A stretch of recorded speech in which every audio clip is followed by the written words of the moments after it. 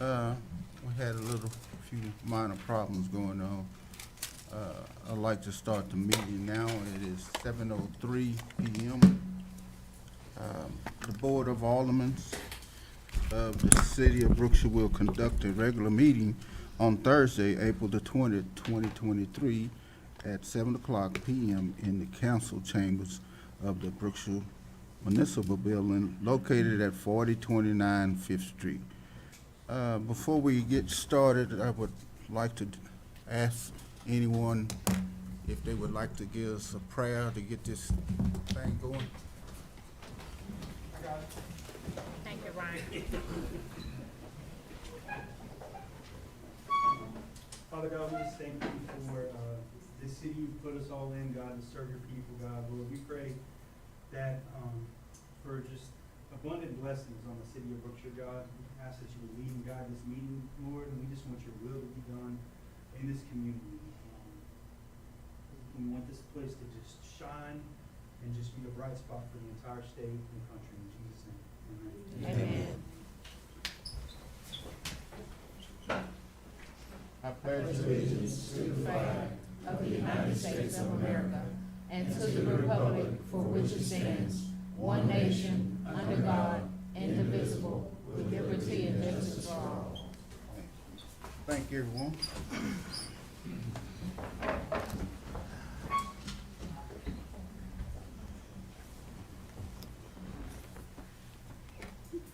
Ms. Glover, could you call us to order, please, ma'am? Mayor Branch, Here. Mayor Pro Tim Branch, Here. Alderwoman Taylor, Here. Alderman Hill, Present. Alderwoman Murdoch, Alderman Stamps. Mayor. Yes, ma'am. Yes, ma'am. Thank you.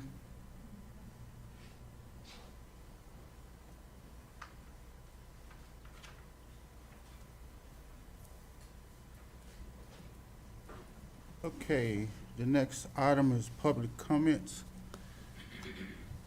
Chief Miller, could you bring that list, the public comment list in the back? That's it. Mayor, there's several people signed up that had items on the agenda, so if you signed up, if you have an item on the agenda, the mayor will call on you on that item. Okay. So the first one we'll have Mr. Marcus Grant. And to let y'all know, we only allow 2 minutes to hear what you got to say. Should we start the clock? Mr. Grant, if you could just hit, there's a mute button on the mic.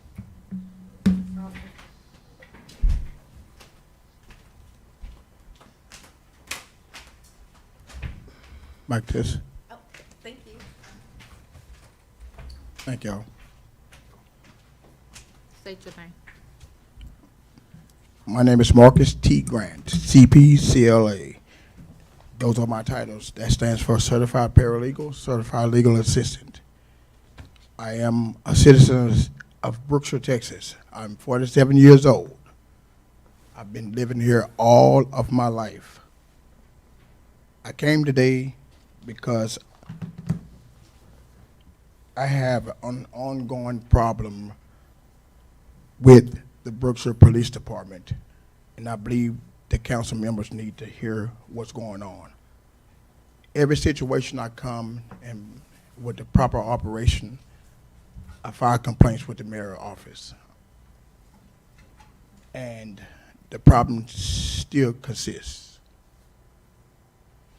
First of all, I specialize in criminal law, and I also specialize in civil litigation. That means constitutional law I'm embedded with.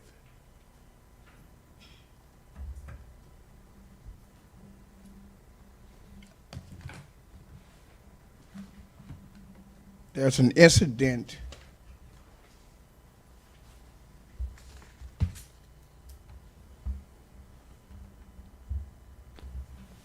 at the Flying J that just happened.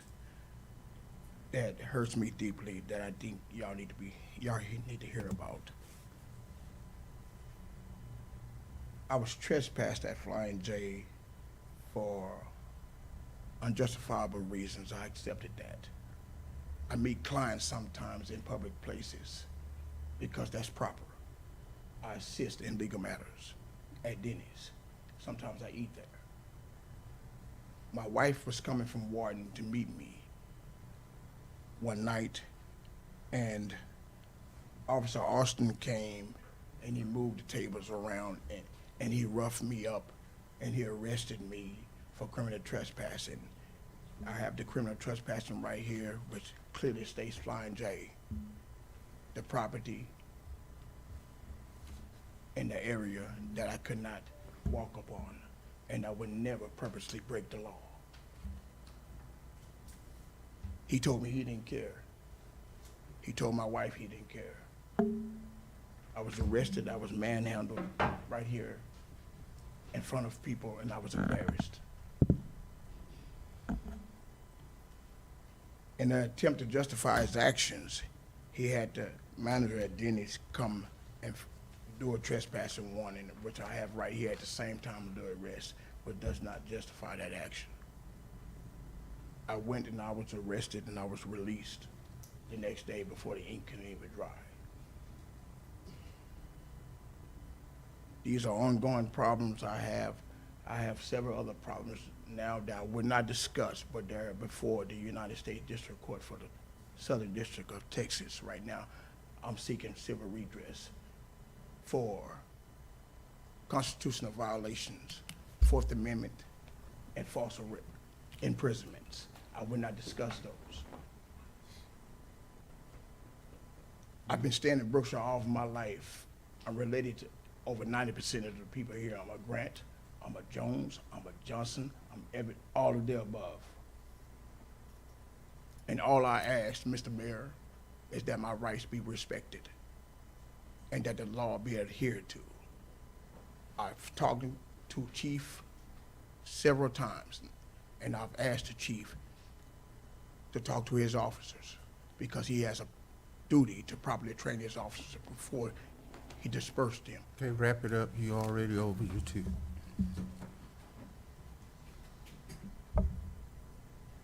It's on the record that I brought it before the council, and I will continue to bring complaints as long as my rights are being violated.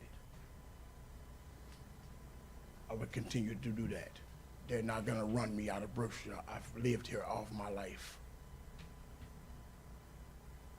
Okay, Thank y'all. thank you. Thank you.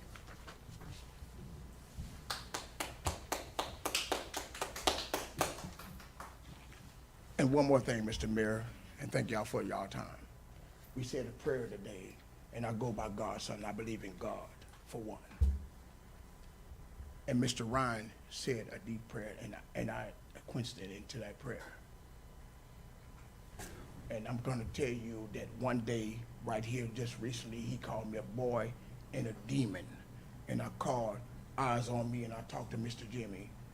And for that, I got a trespassing warning right there for no reason at all. Okay, But I That's deserve before a you can go. public apology from that man who just said a prayer right here. Mr. Grant, That is your not time is godly. up. Your time is up. Okay. Thank you. Next, we have Ms. Ruth Rodriguez.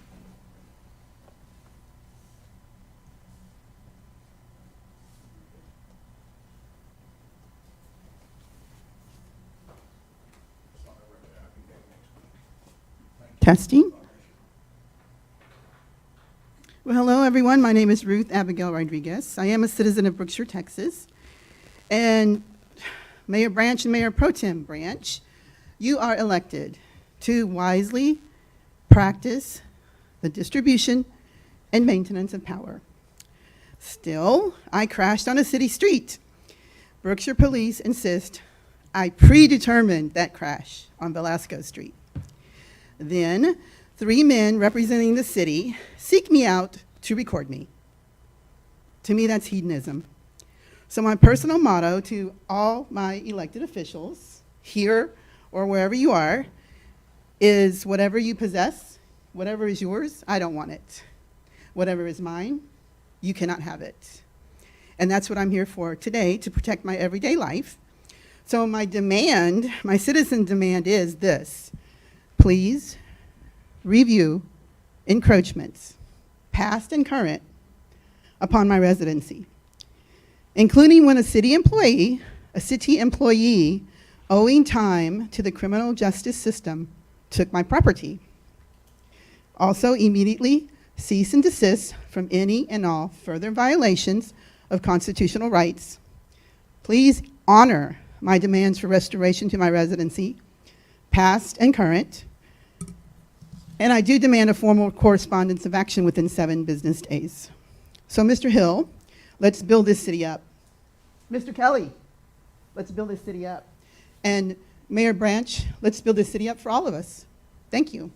Thank you, ma'am. 7:14.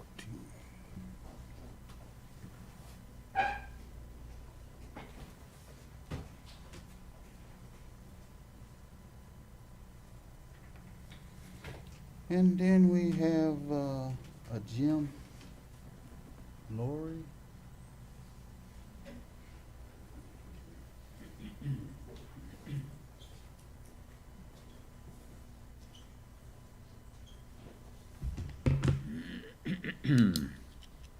My name is Jim Lowry, Lowry. As far as I know, there is no Brookshire, Texas informational dialogue via newspaper, anything like this. So I'm here to ask you folks if a informational type bulletin / newspaper startup would be of any value or interest to you folks. With the advent of the computer and the computerized governmental control that occurs as it does, I believe that it's easier to manipulate people via computer than it is through the newspapers.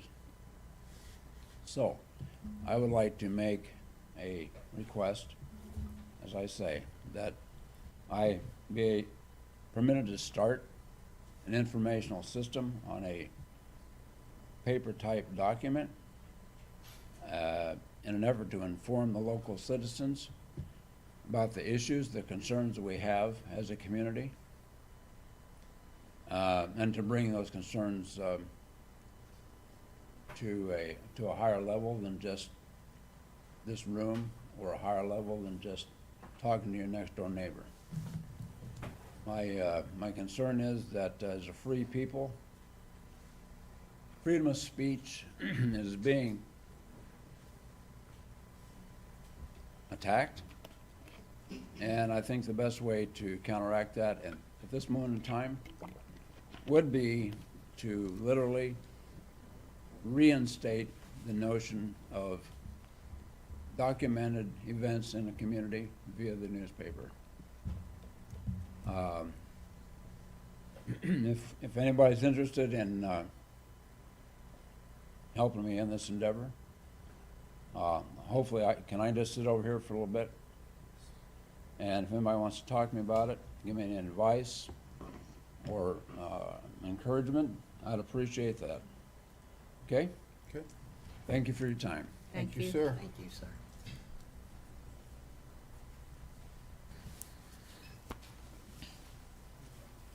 And next we have Mr. Tony McNally.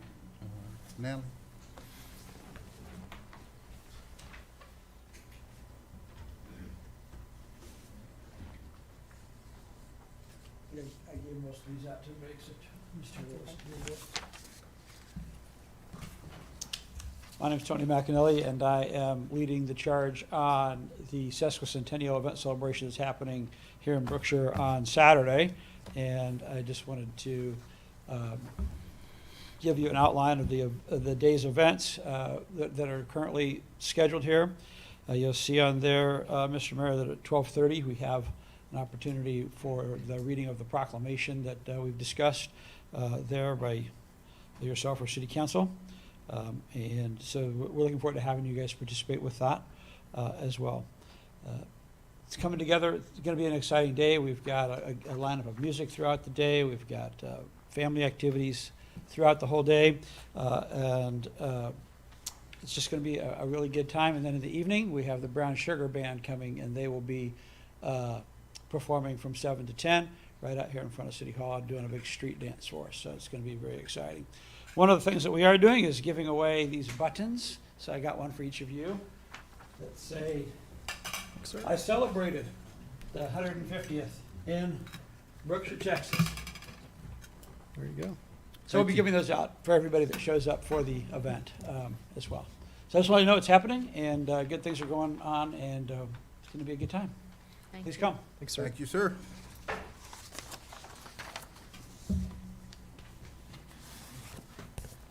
That concludes the list, unless there's someone else that'd like to speak. Okay.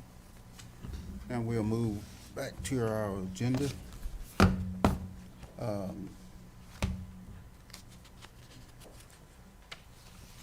We got a list of things that's pretty much similar to each other, so we're gonna skip down to agenda item number 14.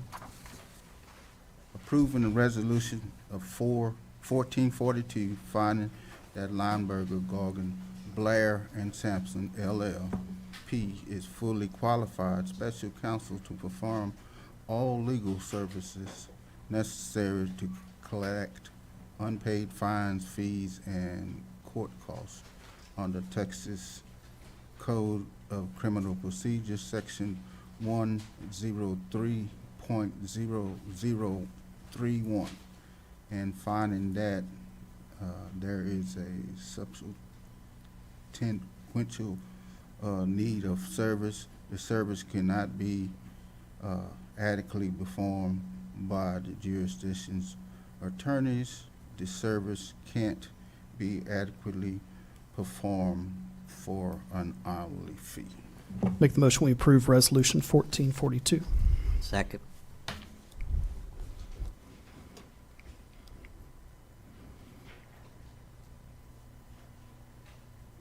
Ms. Taylor, I'm sorry.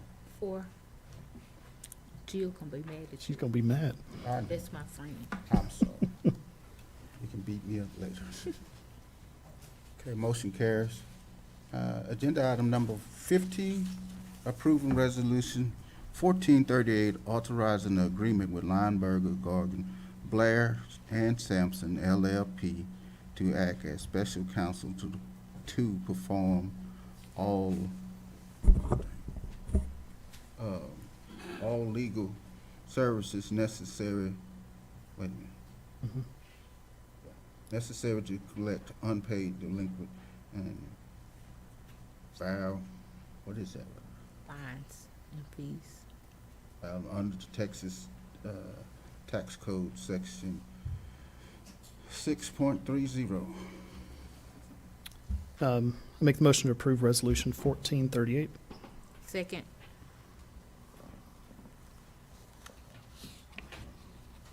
Mayor, just for clarity, I on skipped item one. 15, so, Oh, wait, just so it's clear that it's item 15, which is it's under criminal procedure 103.0031.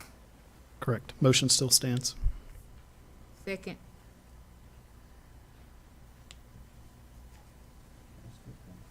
Yeah, he was on 16, but I was trying to put you back on track. Jump down halfway. You're good. I just read that, 44. Ms. Branch, you'll vote? Or.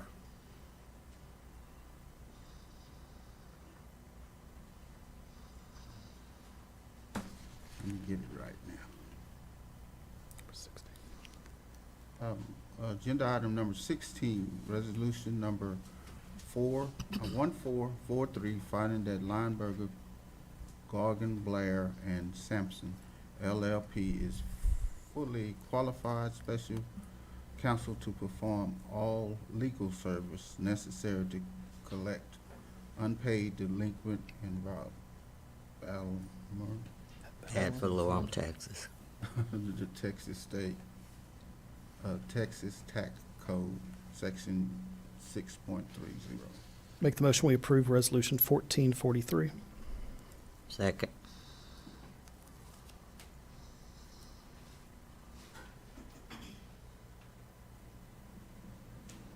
And Ms. Taylor? 4. Motion carries. And agenda item number 17, approving resolution number 144, authorizing the agreement with Lineberger, Gargan, Blair, Sampson, LLP for delinquent tax collection services, authorizing the mayor to execute the agreement, finding the notice has been provided for the agreement under Texas Government Code Section 2254.1036. Make the motion we approve Resolution 1444. Second. You can take Ms. Taylor's, Mayor.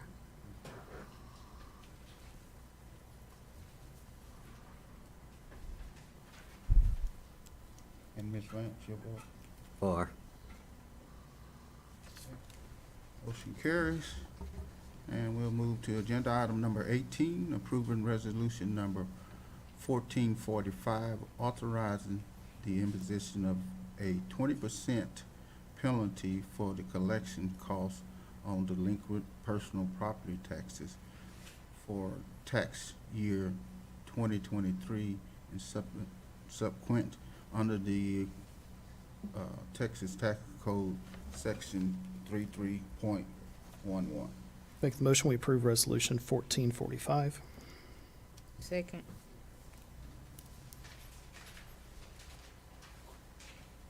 Ms. Branch? 4.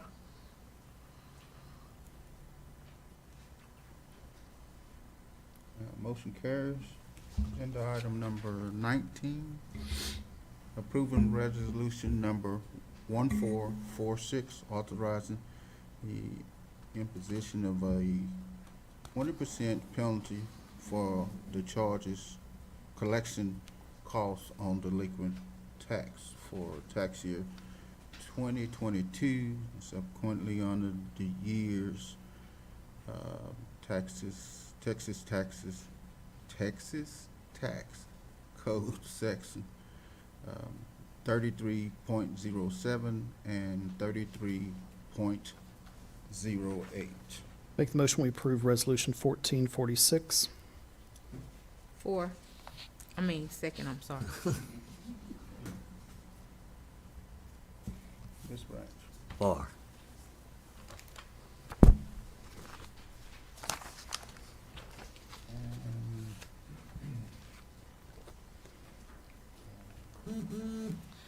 Agenda item number 20, approving resolution number 1447, declaring April 2023 as Fair Housing Month.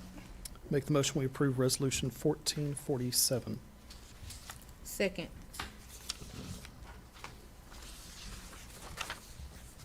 Ms. Branch? 4.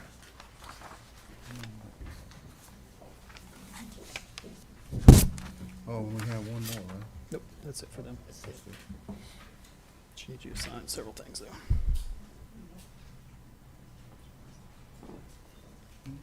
So they can leave.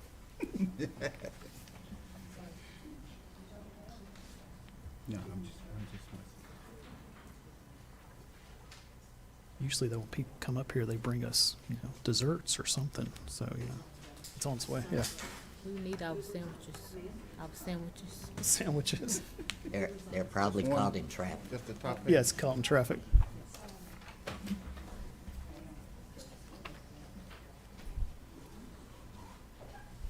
And We need Ms. Glover to attest on all those. We can. And Ms. Vanderson, I'm very disappointed I didn't get to call Damian Anthony today. Hi, Anthony.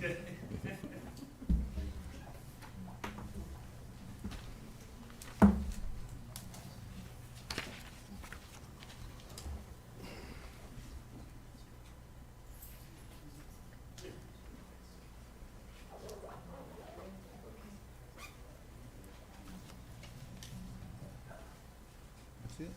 No. So more to go.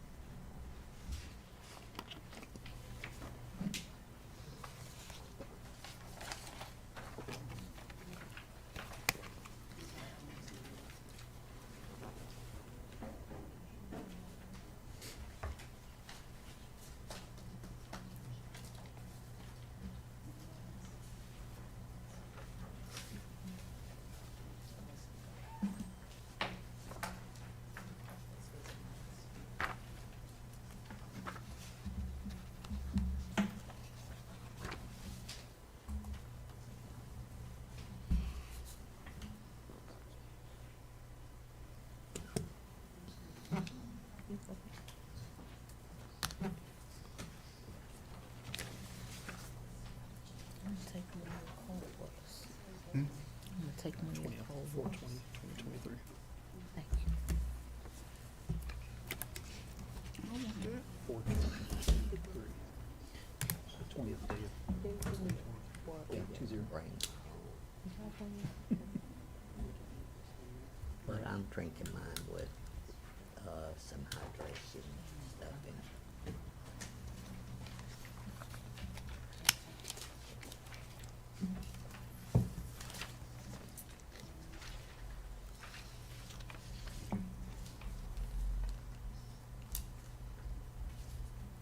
Ryan, want to tell us a joke while it's all quiet and everything?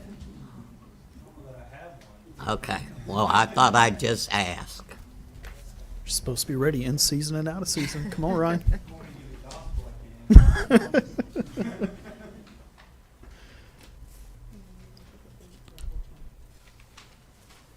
didn't put a date on none of them. I figured y'all would do that.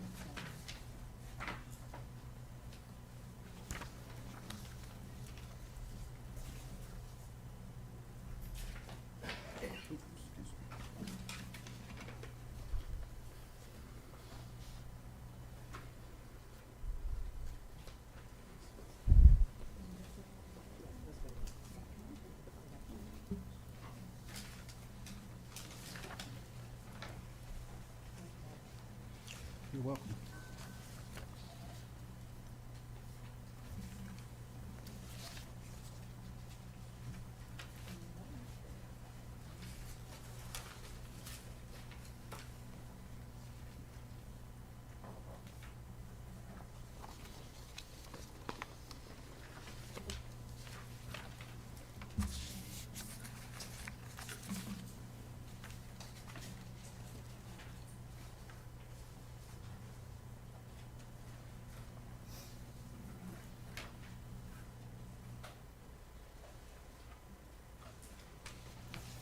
Mm-hmm.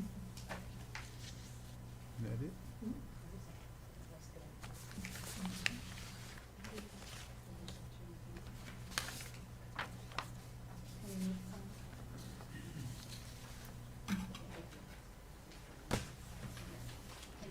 You're welcome.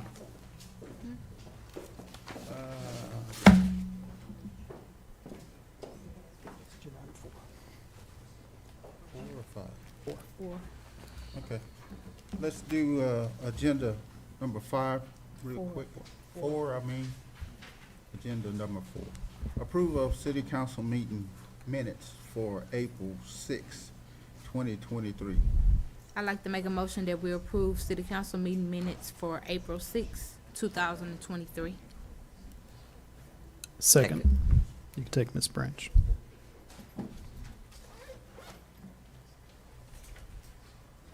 Mr. Hill, your vote. 4.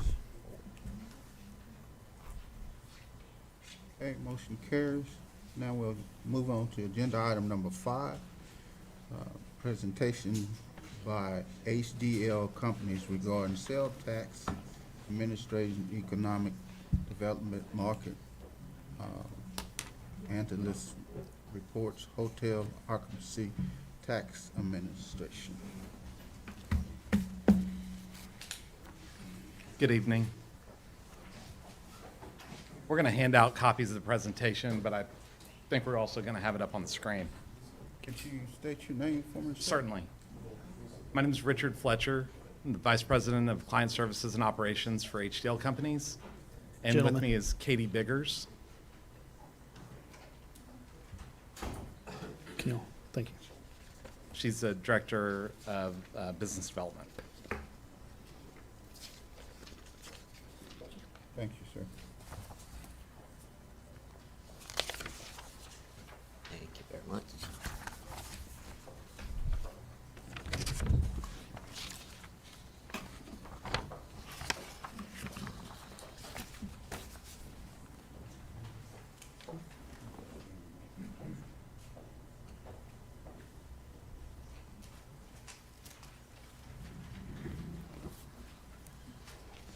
Go ahead. Thank you. Again, Richard Fletcher and Katie Biggers with HDL Companies. Our company provides support to local government. Our offices in Houston and Austin support our Texas office. In Texas alone, we have over 160 local government clients that range from large cities to small special districts. The history of our company, we began as primarily a company that focused on providing deep dive analytics on sales tax and audit of sales tax allocations from the state. Over time, it's expanded, and the focus of our work has really shifted more to the analytics and the reporting side. As you guys have seen recently, the growth in your sales tax has been remarkable. Happy to you guys please stop me if you have specific questions about what's going on in your community. I'd love to talk about that a little bit tonight. Wanted to give you kind of a quick overview, though, of what we did. Oh. Just tap. So you have Perfect. Thank you.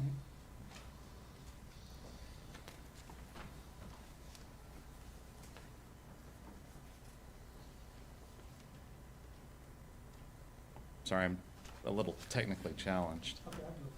Because it looks like it's not bringing over, It's fine. Didn't bring all the it's not bringing all the content. it's not sliding them in. Yeah. That's okay. So if we could get to sales tax administration page, labeled at the top.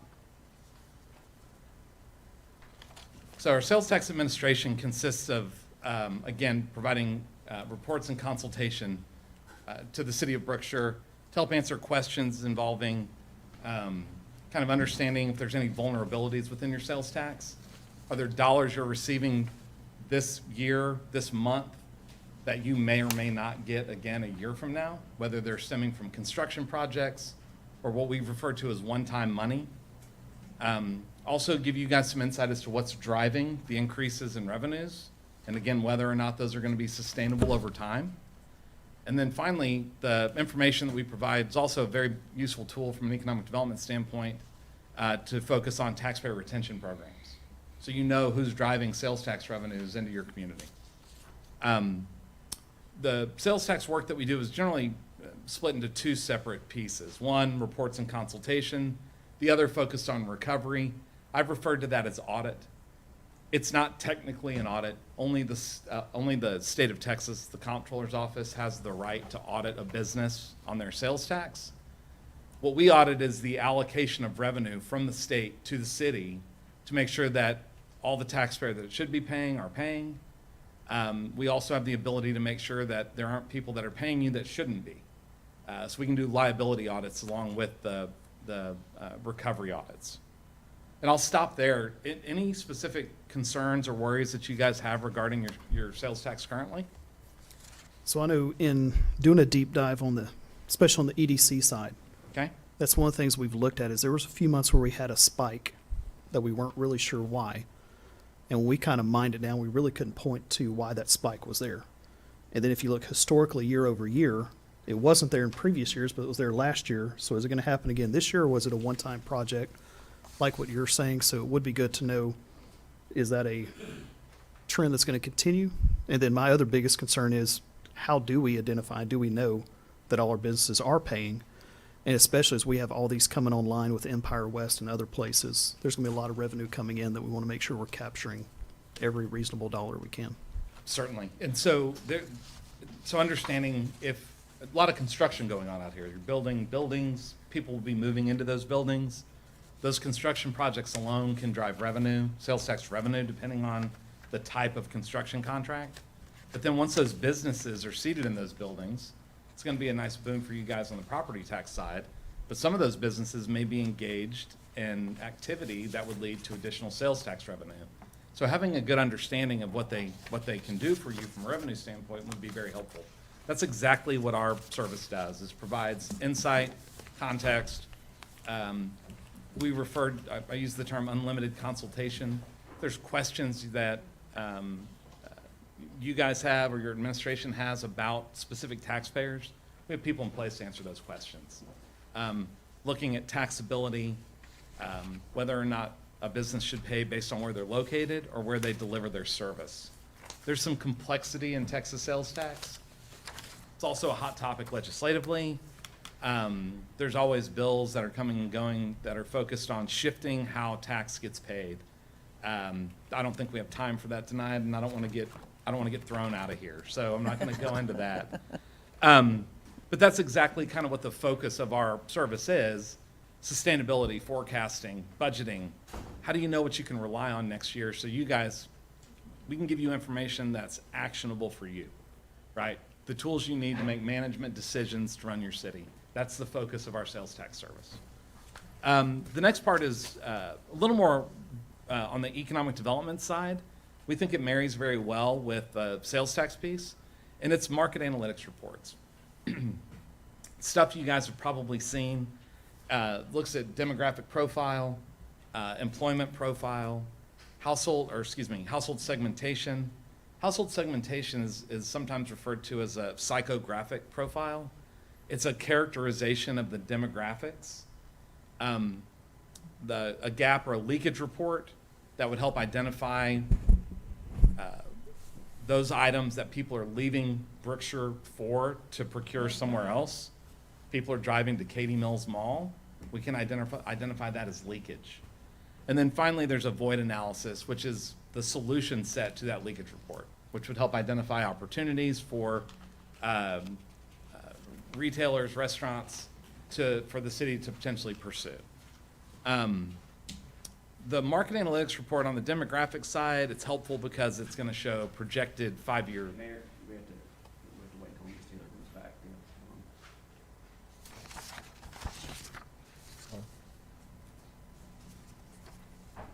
I hope it wasn't me.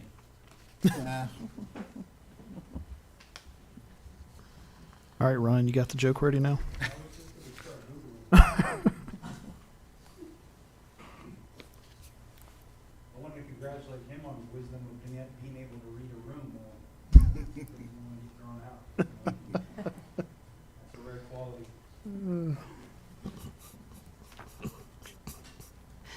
I did it without turning around.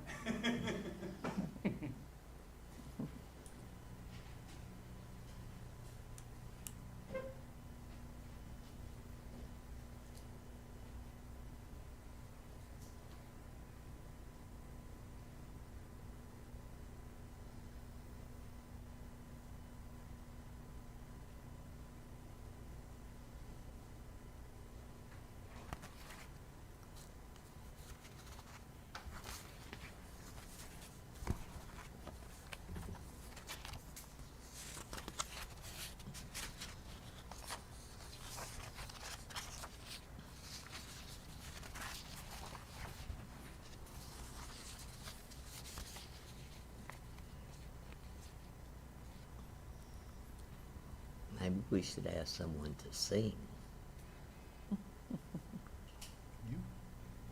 Oh, not me.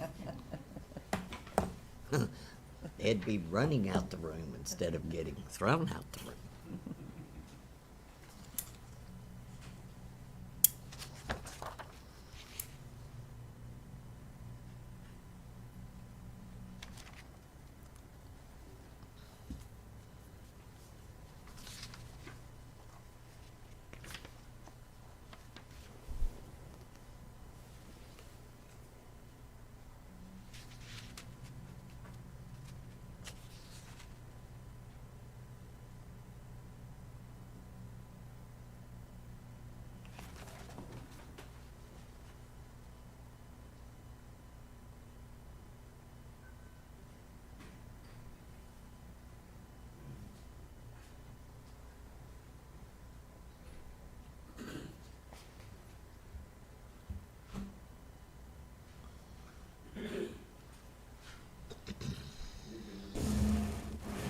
You may continue, sir.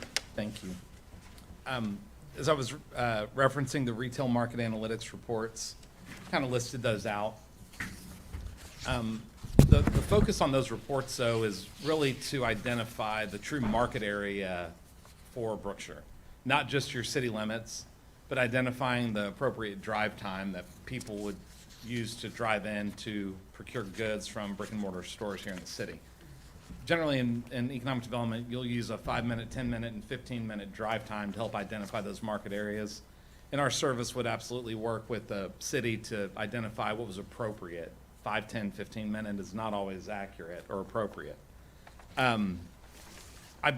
Based on what you guys are doing some work or engaged with someone on the economic development side, it's very likely been helping you guys with some of the new construction going on.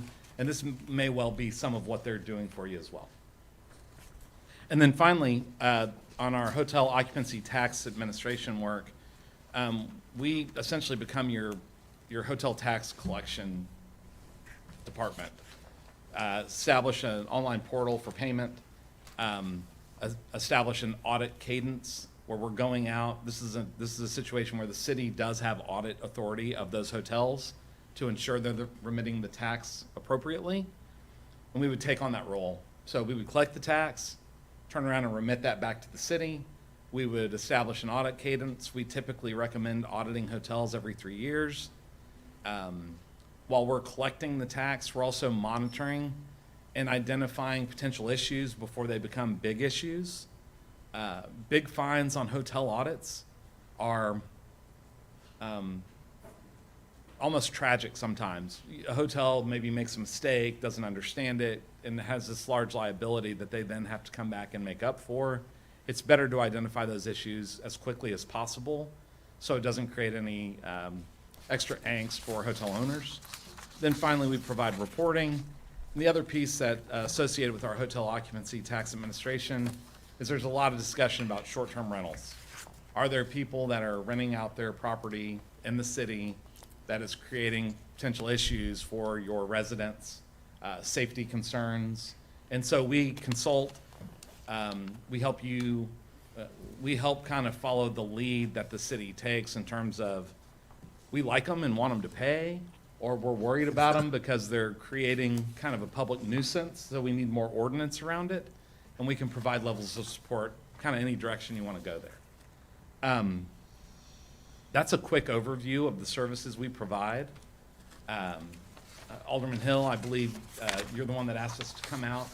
Just wanted to give you guys an idea of how, kind of what we do to support local government, especially for a city this size. You know, limited resources, don't have all the same tools that some other larger cities have, and we can help fill that gap for you guys. And I'm happy to answer any questions. I think you pretty much said it all. Okay.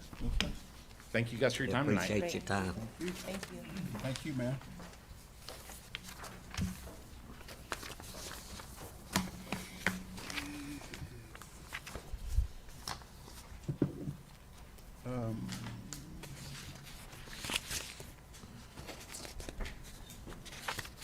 We are going to move to agenda item number 6, which is spraying for mosquitoes and related services within the city. We're going to table this item to later to figure out a couple things. And next, we have agenda item number 7, citizen request to close Velasco Street between 2nd and a Half Street and 4th Street on June the 11th, 2023, from 10 a.m. to 6 p.m. And we have Mr. Ryan here if you would like to speak. Sure. Thanks, Mr. Mayor. Appreciate you guys. Thank you. Thank you for your service. Love the change that I see around the community. Last year in April, you know, we're eyes on me. We're all, you know, we've been in Brookshire, 12 years. We've been here the longest, but we're also in Greens Point, Sunnyside, Forum Park, and 3737 Hillcroft. Well, last year we did an event in Greens Point, and it was called Cycles and Ciphers. It was with a group called Zero Gravity Outreach, and we promoted to the city, and we also had a city declaration that day. The city was involved. We partnered with the police departments, some churches, and they had official declaration that, you know, we can no longer refer to Greens Point as everybody knows Guns Point. It's now God's Point. And, you know, there's been a drop in crime there since the event, and it's just been a good, great unity event that we had there. We also had the largest cipher in the state of Texas. So for those of you that don't know, a cipher is just when a group of folks get together and they take turns, whether it's 4 or 8 bars, and they're rapping, and they all wrote a song, 18 of them, about God's Point. And we want to do an event like that here, June 11th, from 2:30 to 7:30 at the hangar. We'll have a big concert in the field, and Zero Gravity Outreach will come with their 4-wheelers, inflatable ramps, and we'd like to close off the street, Velasco. It's not a through street, so it wouldn't divert much traffic, but that's exactly where we would like to close it that day. This is probably my wife calling. And,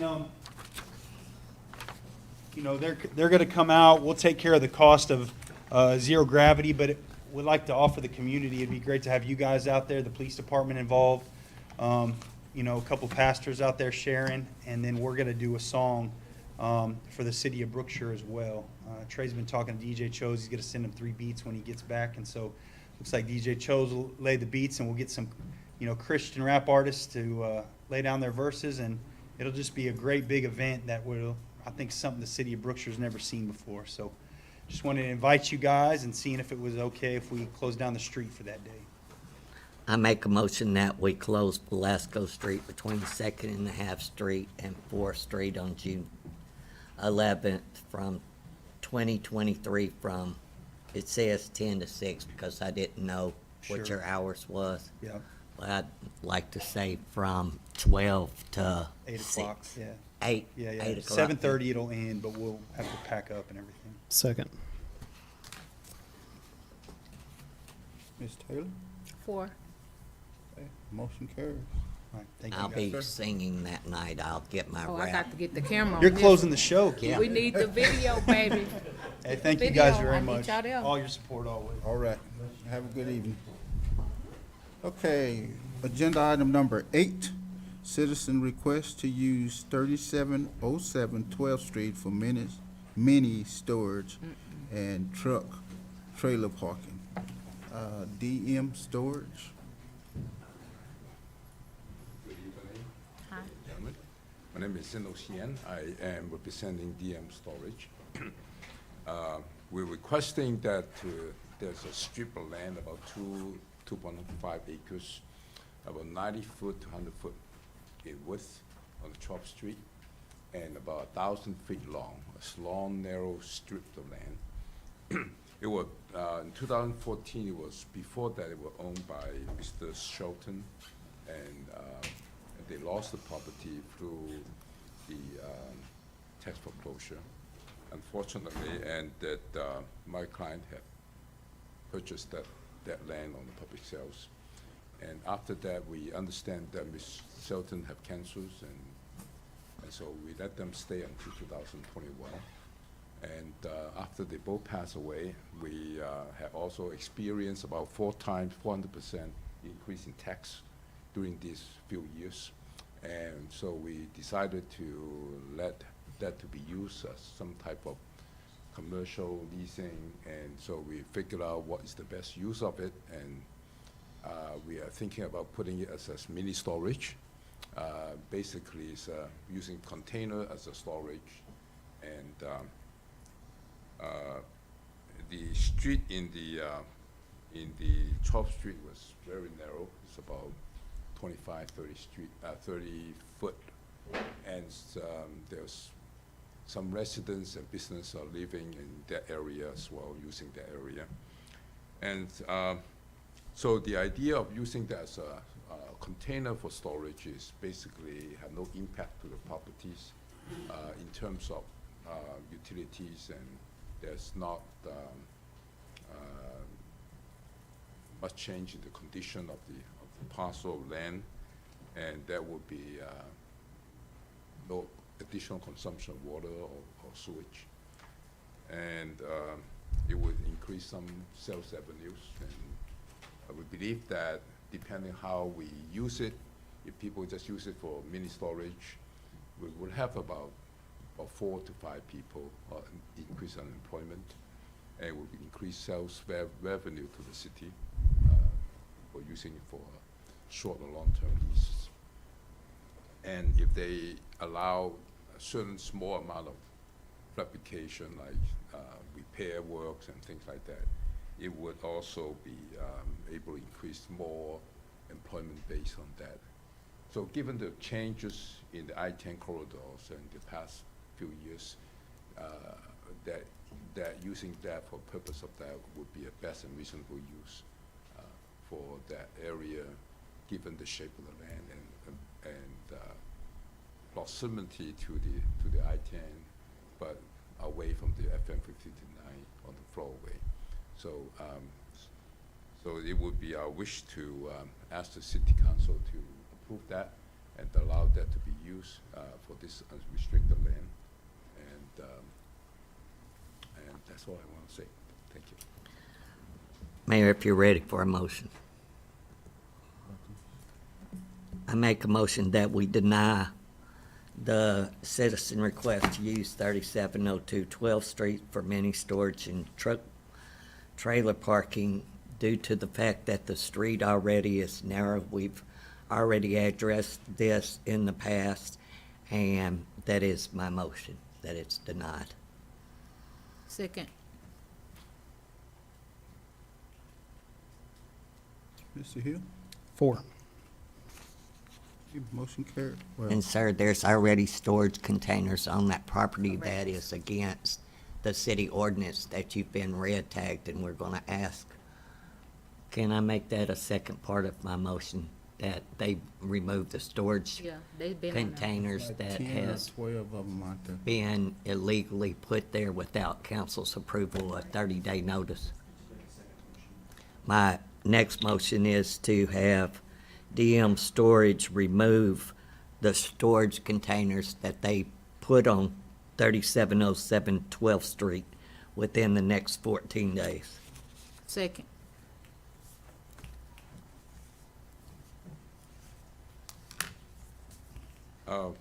May I ask what city ordinance that you're referring to? Yes, sir, we can get you a copy of that. If you'll leave your name and number with our city attorney, we'll get you that. Okay, all right. Mr. Hill, your vote. 4. Is that all? That's it? Thank you, sir. I was gonna get it first, but she got it. We've already Okay, discussed. agenda item number 9.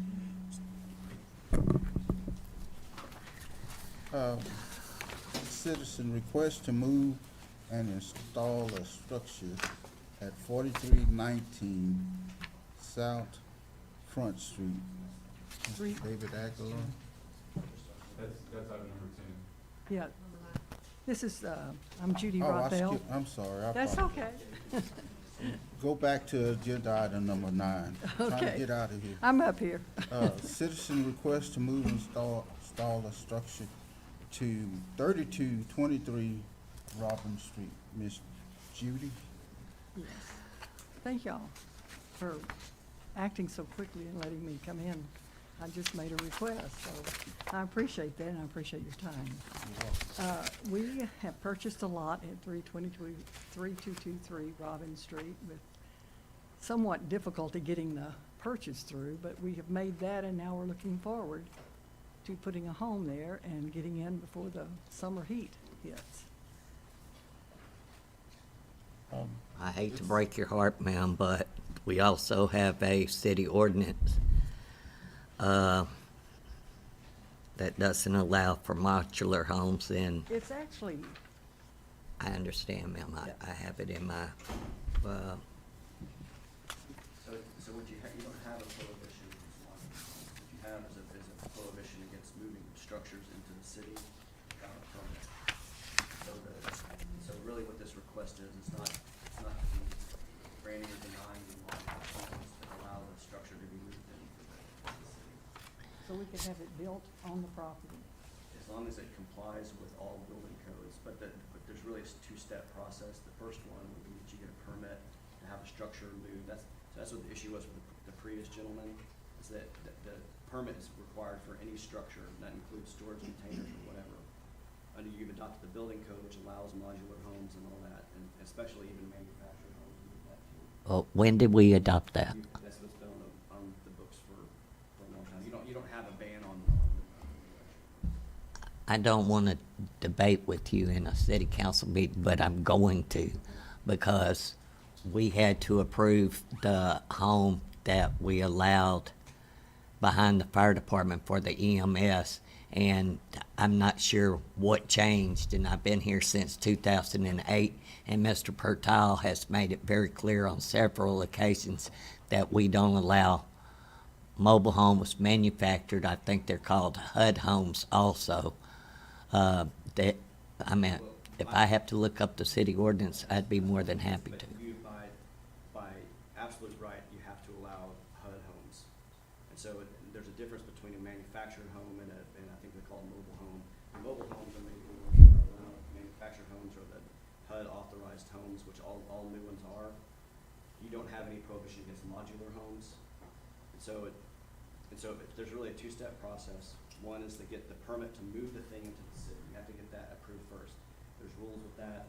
You have to, section 10-110, there's like 4 or 5 provisions right in a row that apply to the permit of the structure. Associated with that, you have 60 days. Once the permit's approved, like if the council were to allow you tonight, if that's what you're requesting, is the permit to sell the property, you have 60 days to get it here. And then once it's set, you have 60 days to apply to all codes. So that's really a two-step thing. So associated with putting it on the ground, you have to get all building permits approved. So to make sure your timing is correct. So can you tell me the difference in a mobile home and this home here? A mobile home is going to be something that was created before I can't remember the exact date, but it's something that was made before 1970 something. Any home like that after that would be a manufactured home, which is approved by HUD, and you do not. Yeah, I agree with you. 1976. I was just reading through it today. My name is Sam with Wilson Engineering, here to help Ms. Rothel. One of the questions we have, whether it's just a definition of modular, manufactured, mobile, or there's something about industrial. We're happy to follow all the permitting processes. It is able to be constructed on-site. All permitting, all floodplain mitigation, every box to be checked, we're happy to go through it. At this time, we are not interested in necessarily triggering that 60-day time cycle. We're not quite prepared for that. We want to get all our ducks in a row, and then when they're able to be executed, have them all in one fell swoop. So then the process, again, it's a two-step process. One is to apply for that permit, because technically you're supposed to have apply for this, moving the building, that, apply that to the city, and then understand the timeline. It's essentially 120 days from approval. It's got to be set up in conformance with all codes. Okay. And the second step that you need a timeout with that is also getting your plans and everything through the city's building and permitting process, and there's going to be a lot of stuff with that too. So it's a two-step process. to not put the cart before the horse, do we need to have a conceptual approval that what we're pursuing will be allowed before putting in the So time? What you can do is get a pre-development meeting with the city's permitting staff, and then go through what you're doing, and then they can lay out the timeline for you, and then when to come to council to ask for, your permit or permit, whatever one you're going for. Okay. Ultimately, it will need council vote? The council approves both the moving of the structure permit, and if there's, and again, if by right you have the building permit, everything satisfies in the building permit, that's going to be granted to you without council approval. If there's any variance to that, you have to clear that up, and all those require council approval. Okay. So 2 questions. Y'all aren't actually moving a structure on the property. Have it built there. It's going to be built on site. We can do that if that. Right. So we won't have that portion of it. But number 2, when I'm looking at the map right now, there's already a structure on the property. Has that been removed? There is an Okay. It's further to the west of that. The road in that area is not paved. The I see that. asphalt ends and then it continues to dirt. Do you mind pointing out just so I'm clear? And have y'all talked to the Brookshire Katy Drainage District about that being in a floodplain? We have discussed with them, so City of Brookshire is the floodplain administrator, so all mitigation will go through them. And my understanding is I'll be discussing that with Krishna. Guess it's gonna be And then right with BKDD, we'll be discussing the improvement, excavation, or whatever needs to happen in order to mitigate that dirt on site, but also appease whatever questions they have to where we have no adverse impact to any of the neighbors. I want to go through. So what you're really saying a minute ago, if I understood, that you're not prepared to start the process at this time and don't want to start the process till you can have a pre-development meeting to see if this is something feasible. Did I So, understand that correctly? Somewhat, if I can expand on that a little more. So we were going through the checklist, and part of that is elevation certificates, which we just acquired 2 days ago. We're going through the rest of the checklist to make sure we can have everything in a timely manner for y'all when we actually go to permit it. To clarify, if of the two steps, one of them was the building being moved on site, but if it is constructed on the site, does that still trigger that first point? I don't know what definition. But is this one of those deals where it's gonna be like two halves of the home, and then really all the pieces come to the site? it's all And that's a different thing, so you wouldn't be moving a structure at that point, but really the way the city's code works is, I mean, structure can be anything like a tiny little shed, as long as it's something that's already assembled, then you need the permit. So that may not, if you're gonna do it that way, if it's assembled on site, then you don't need to do that. Okay. As long as it's not like a truck bringing part of the thing, Right. in, you don't have to do that. Right. So then it's just gonna be, you're doing what you need to do, which is go through the building permitting I process. still and meeting disagree with. the staff. And as long as all the boxes are checked, it's not necessarily if, it's a question of when, and we might have to redo the plans, but it ultimately will go to acceptance. Well, if you're not doing the structure permit, Right. that's one step, not then have to go to council. Right. Everything in your plan it satisfies all building codes, and there's not gonna be a requirement for variance, and that permit is just approved. Okay, and we'll handle those through the pre-development meeting. Perfect, thank you all.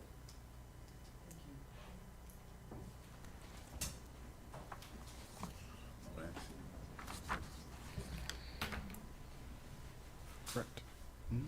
Yep, no action.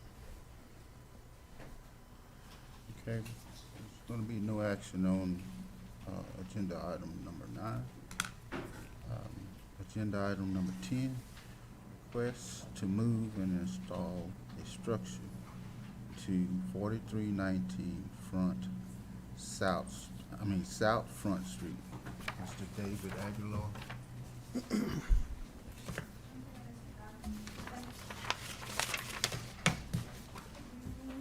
Good evening. My dad could not make it tonight, so I'm here on his behalf.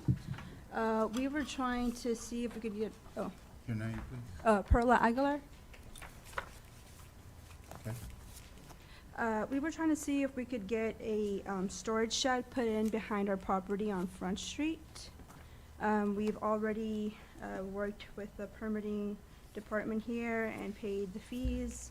And then with BKDD, we're just waiting on the no objection letter. So it's just a plain shed. We're not doing any like electric or water. It's just for storage. And the manufacturer we want to use is American Metal Buildings.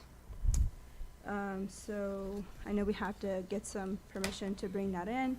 Happy to answer any questions, but we'd like to move forward with that if possible as soon as we can. Was there not a structure already back there? Well, the main building already has like a little storage unit. We want to put it in the very back because possibly in the future we might want to get another permit to expand the existing building. So I'm trying to put this in the very back of the lot. And I have a little printout of the survey if you'd like to see that. So if you look at that, this is Zion, and that's my existing shop. And that's my little existing storage shed, and I want to put it back here. Oh, way back there. Yeah, because eventually I would like to be able to, I'm running out of space really quickly, so maybe one day we want to think about replatting the whole thing and doing something different with this structure. What you've been approved with. Yeah. Brenda. So we paid the fees for Brookshire and we paid the contractor, registration. BKDD, we're just waiting on the no objection letter, so, I didn't bring my engineer with me tonight, but, basically, they're just reviewing what was sent. We're not in the floodplain or anything, and then they'll send out, it said like 4 to 6 weeks, so. We're still gonna do the mosquitoes, right? Would you like to see where? Yeah. So this is Highway 90, and then this is my flower shop right here, and I wanna put it in the very back. Okay. I'm fine, I know what you do. Good. It used to be a mobile home back there Yeah, some years ago. I think like in 2010 is when we took that out. So it's already gone? Yeah, it's correct? not there. Okay, that's what I was asking, wasn't there a structure? Yeah, but back in the day, there was a mobile home back there. Make the motion to approve the citizen request to move and install a structure at 4319 South Front Street pending receipt of the no objection letter from Brookshire Katy Drainage District. Second. Ms. Taylor, 4. motion carries. Good luck. All right, thank you so much.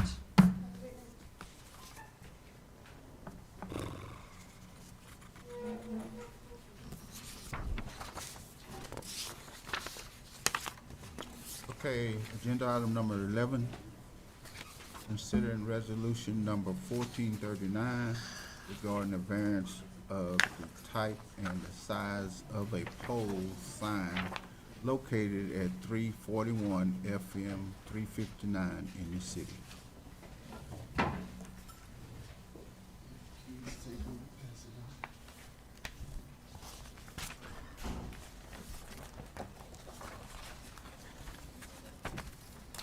Hey guys, thank you for, oh, AJ Loving. Yeah.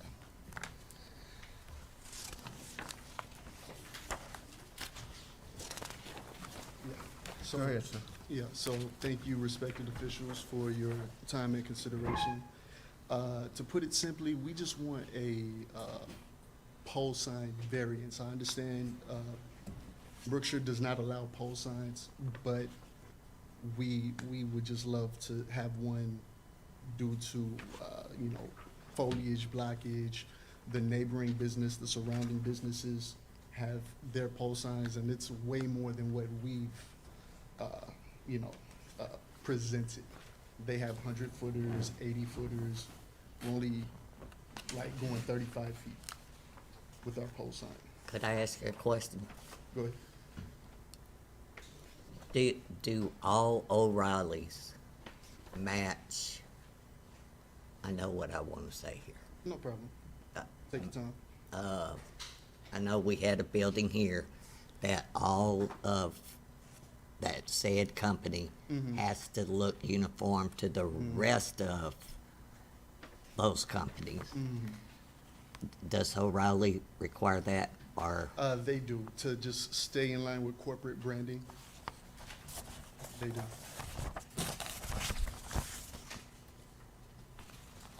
You got a problem with it? You have it's essentially a two-part variance. One is the size of the sign, it's expanded beyond what's allowed in your code. The other one is that your code prohibits pole signs. So you have to find first that you're gonna allow a pole sign, and then second that you allow that pole sign in the size that's been requested. The variance you gotta find, and the back is presented to you as the reasons for the hardship that would, drive the need for the variance in the sign. And the driving need for the variance would be because of O'Reilly tries to keep everything uniform? Is that a true and correct statement? Well, I think That is the case, and visibility from the oncoming highway, the major highway, we would request that for O'Reilly's, so, oncoming traffic would know, they would see it. We would get visibility from the highway and oncoming traffic. There's a limited entryway to the business. And how tall are you asking for? 35 feet. And the current ordinance is 8 feet? Is what? 8, he said 8. 8 feet. So just, I mean, you have in your memo there, it's on the attachments. The current height limit on a sign is 8 feet, proposed is 35 feet. The permitted sign area is 32 square feet, the request is 108 square feet. And again, that's a pole sign, which is not permitted.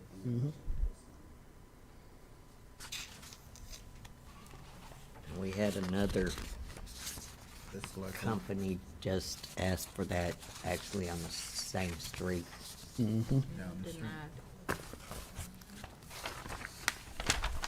Denied. Don't faint. I'll try not to. I make a motion that we table this to the next city agenda to do a little more research and my homework. And also, if you would add to make contact with them so we can talk. And make contact with, I'm sorry, sir, I forgot your name. AJ Loving, yes. to address this at a reasonable time limit before the next city council meeting. That's Okay, my well, motion. Any questions you have, we can answer. I mean, if there's anything that's just, you're unsure about, we can definitely answer your questions, or at least branding or. Well, we're happy to have y'all here in town. Mhm, Okay. okay. I know that y'all had to fight long and hard to get here. Yeah, and we definitely love being here. Brookshire has been friendly to us. We love it here. Just give us a little time. We have another Might have to meeting. make some adjustments. Okay, that's understandable. I respect it. When is that meeting? In 2 weeks, the 2 first and weeks. third Thursday of every month, unless Okay. something happens. But could you give, Ms. Glover, do you have his contact information? Okay. Never mind. Okay. Mr. And you Glover will guys contact you. mainly contact through email? We can. Email. Okay, okay. Would you prefer a phone call? No, I prefer Okay. email. Okay, that'll work. Do you have anything you want to? I just want to thank them for their time, and we're more than happy to be here and Thank you. Thank you. I'm so happy to drive down the road. All right, All right. thank y'all. Thank you. Oh, did we vote for that? It's table. You take- Oh, There wasn't a second Oh, yes. or a vote. Did we have a second for the table? He Second. seconded. Mr. Hill? 4. Ms. Taylor? 4. Okay.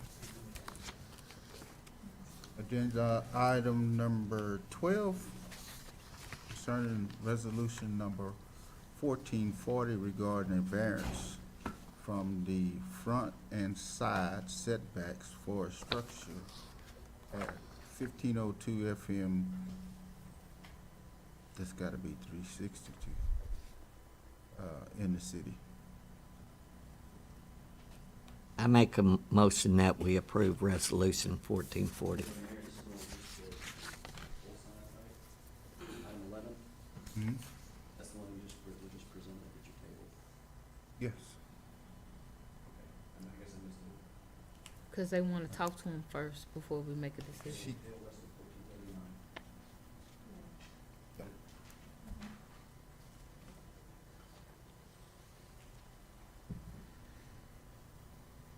You just confused me. No, that's number 11. I know, I'm actually, We on 12. We tabled it for, I just, the, We on number 12. We street haven't, is- we tabled number 11, not 12. okay. Did I hear you say there's a typo, that's 367, 362? Yes. it's correct on the resolution, but a typo. That's fine. I know what they're talking about. Second. Did we have a motion, Yes, she motioned it. Ms. Branch? She motioned it. Yes, I made a seconded it. motion to accept resolution 1440. Oh, And Mr. Hill, your vote. I'm sorry, which one are we on? Number 12. 1440. Um, That's the one. and this is related to 1602 FM 350, 62. 362.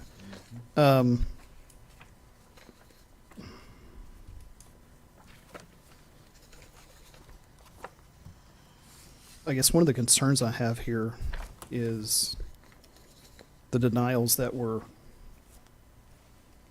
put in here by Gunda and their recommendation to just have the contractor correct instead of erecting the structure. Structure's already Well, then I'll erected abstain. that they I'll abstain, since it won't be discussed.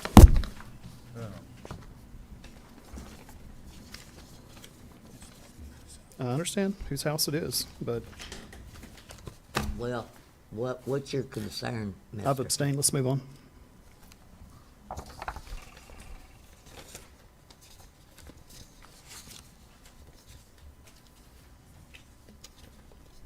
Okay. Agenda item number 13, concerning resolution number 1441 regarding a variance for minimum lot size for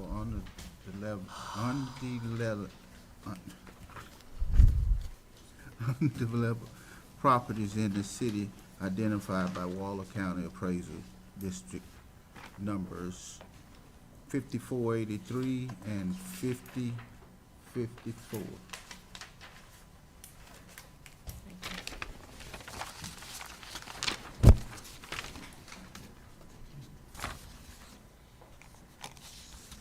Hello. Good evening. My name is Joseph Santos. This is my neighbor, Carlos Guzman.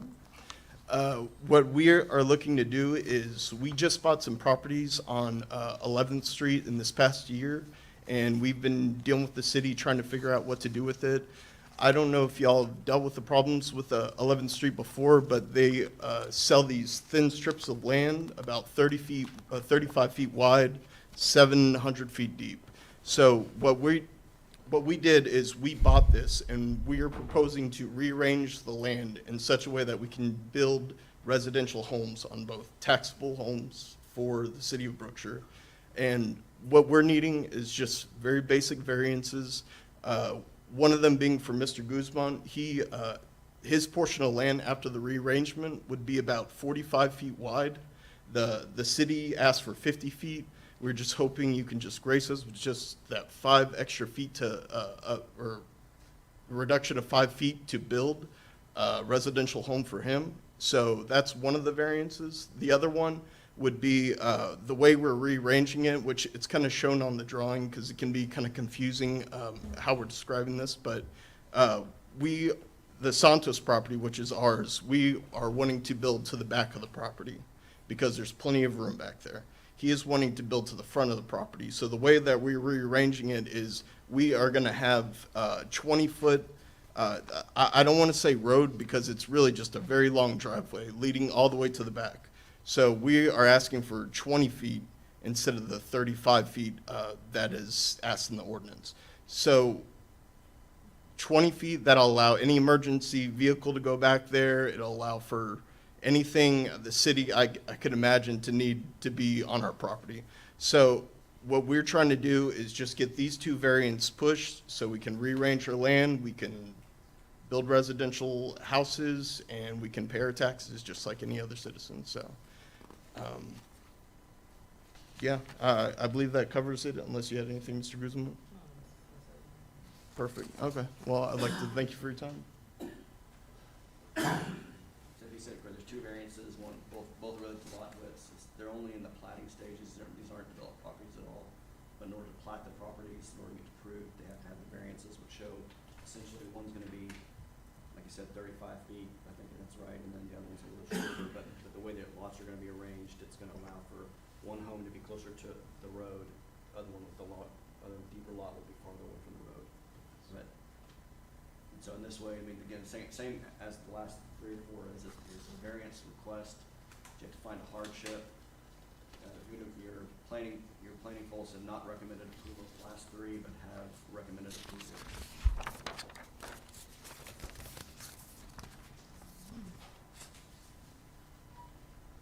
Gunda has recommended.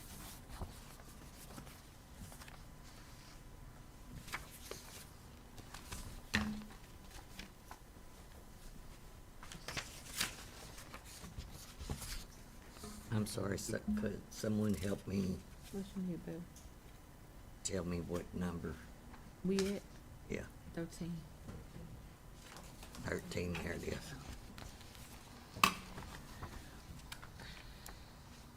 $14.41, right there.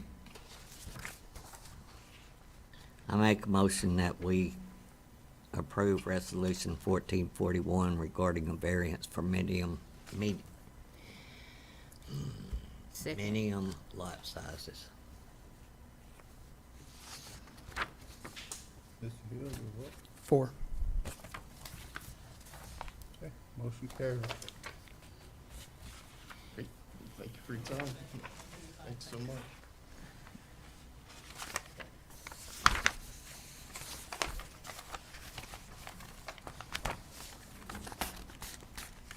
And we're gonna table 21. We are. Yes.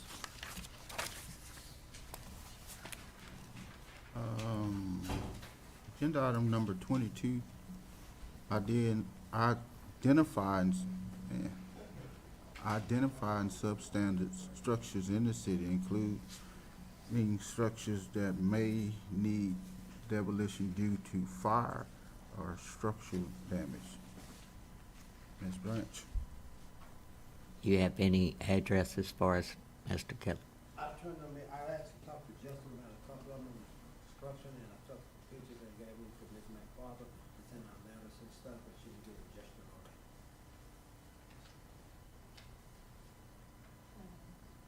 on it. I could name 12 of them off of the top of my head. Well, I'd like to ask these to be tabled till we have the addresses of the houses that we need to be demolished and a lien put on, demolished by the city and a lien put on.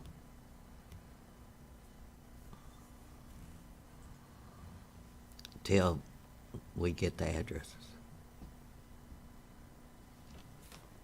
So second for the table.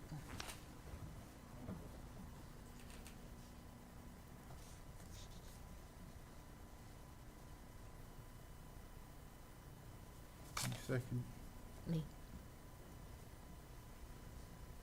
Mr. Hill. 4.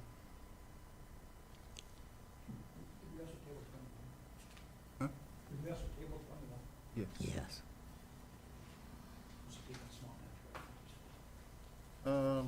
Agenda item number 23, request for a culvert with pedestrians access to be placed between the general vicinity of 4th Street and Highway 90.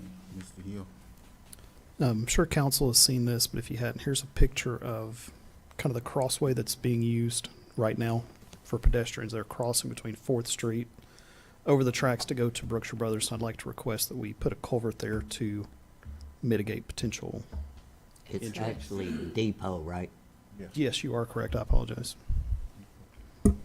And that's your motion? Yes, ma'am. I second it. Instead of 4th Street, it's Depot. Depot. Depot.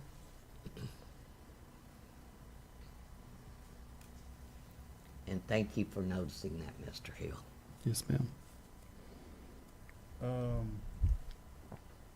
Ms. Taylor, your vote. 4. Motion carries. Moving to agenda item number 24, placing no parking and no through trucks on Baines from South Street to I-10. Ms. Branch. That's a dangerous intersection right there. We continue to have a problem with 18-wheeler. 9 times out of 10, I've noticed that the truck is not there, just the trailer. They have plenty of parking spaces. I don't know what they use the street for, but it's very dangerous in there. And there's been an incident recently where children almost got ran over because the person turning right onto Main Street couldn't see for the truck trailer.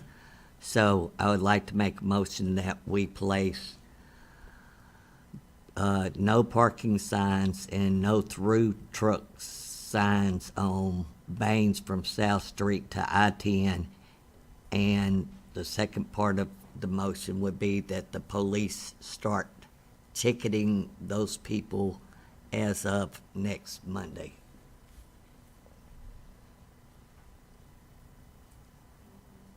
Now, the signs will say no parking.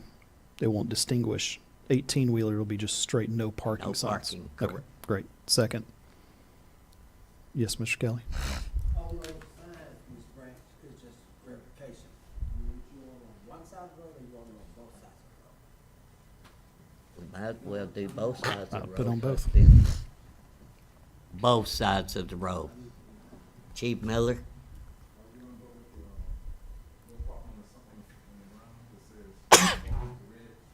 It can't park on the edge of the road to the ditch in front of those apartments.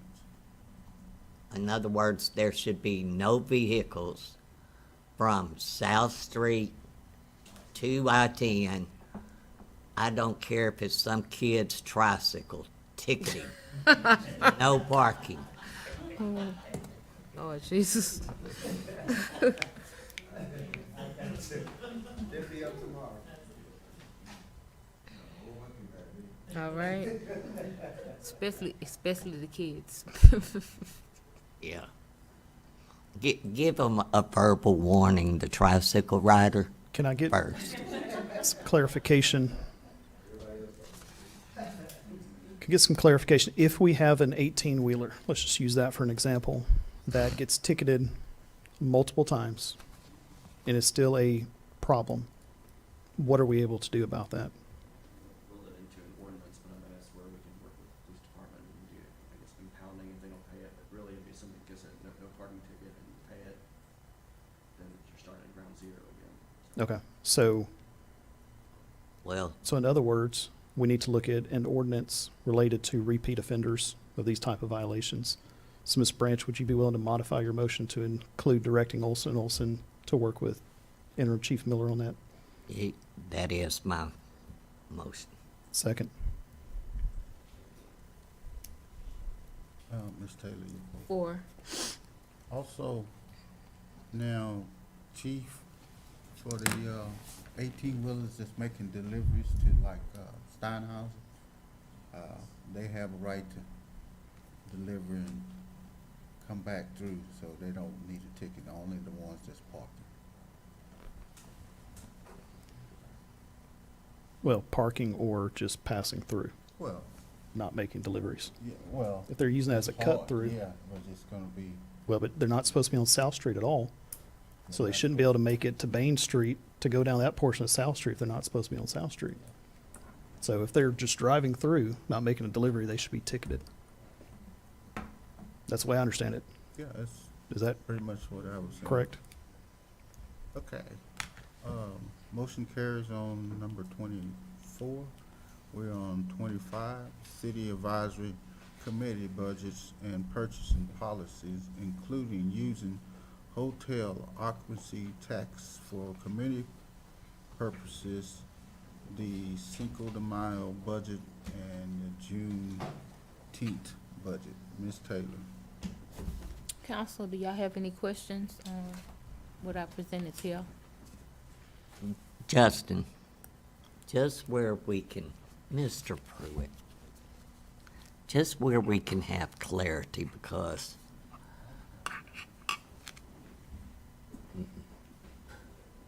I think that at some point of time, I hate to call anybody's name, so I'll just say, there was a gentleman that spoke in city council that caused some questions about how to spend hotel motel grant money. And it wasn't explained properly or clearly that that person was only talking about, for the lack of a better word, the outside grant money for festivals that's held here in town, that what we budgeted for, which is Martin Luther King, Cinco de Mayo, Juneteenth, July 4th, and the Christmas festival, is all already wrote into our budget. So then there was a big discussion because everybody thought that we had to adhere to different rules and regulations that were used to being done in the past.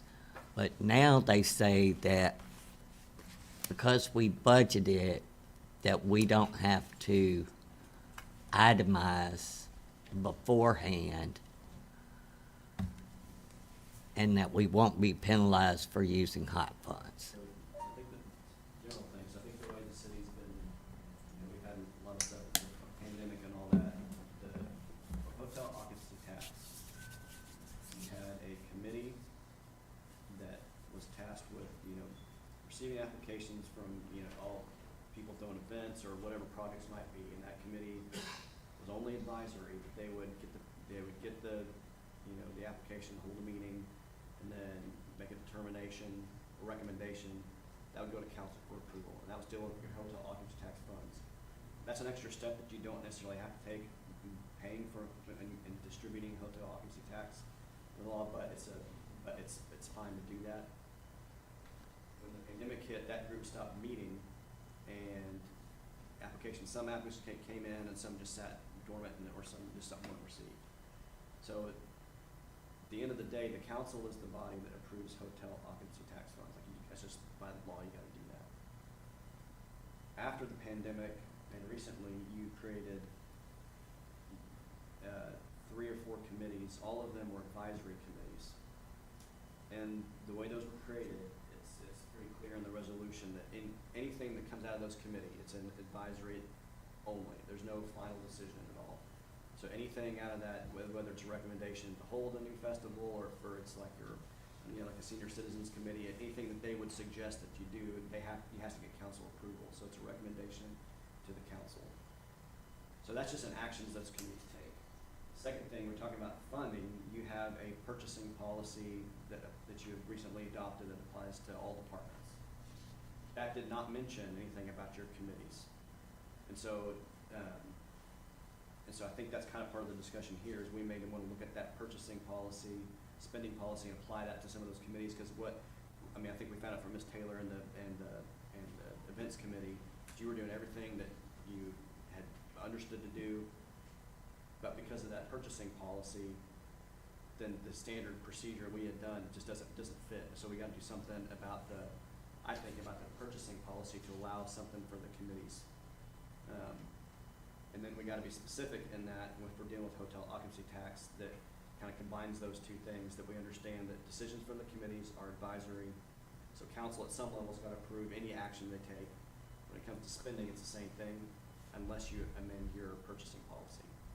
And so I know that's kind of out there, but I think where we're at now is that, so technically right now, and why Ms. Taylor put these on here, is because even if it may have been in the past that the committee itself just would approve it, or like you say, that the city budget comes out and you allot certain money for it, whatever, and how the city would do that is the committee then would be tasked with, just spending that money, which theoretically is okay. The problem now is that it's been called an advisory committee, it's been formalized, and because it's required now that the city council has to approve it, and that formal way of doing it can't fit with the new committee structure. So so there's the problem is because of recent actions you've taken to set a purchasing policy and to create these committees, it prohibits the way that things were done.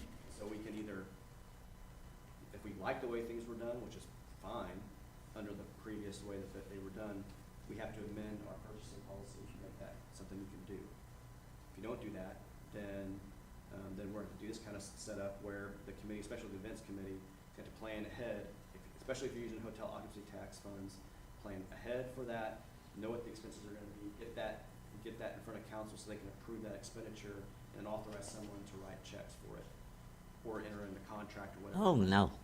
Okay, I mean, I'm just saying that's one option to do. So I think at the end of the day, we have to understand, I think you need an amendment to your purchasing policy if you want more freedom for these committees to be able to spend the money that you've allotted to them. If you don't do that, then right now we have to do it this way, where they make a recommendation for expenditure and it's got to come to you for approval every time.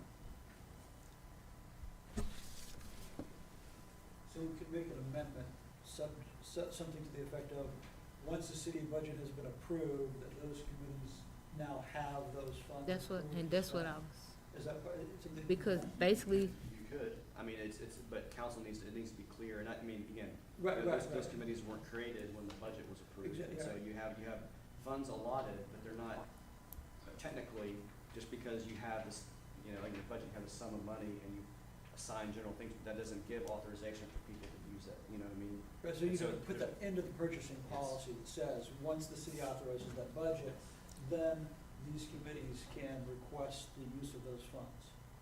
They can, I mean, or you could even change it. I mean, if we need to go back and change the structure of the committees that say that you authorize them to spend a certain Okay, amount so of you money. can even just have the committee itself spend. Well, I thought the reason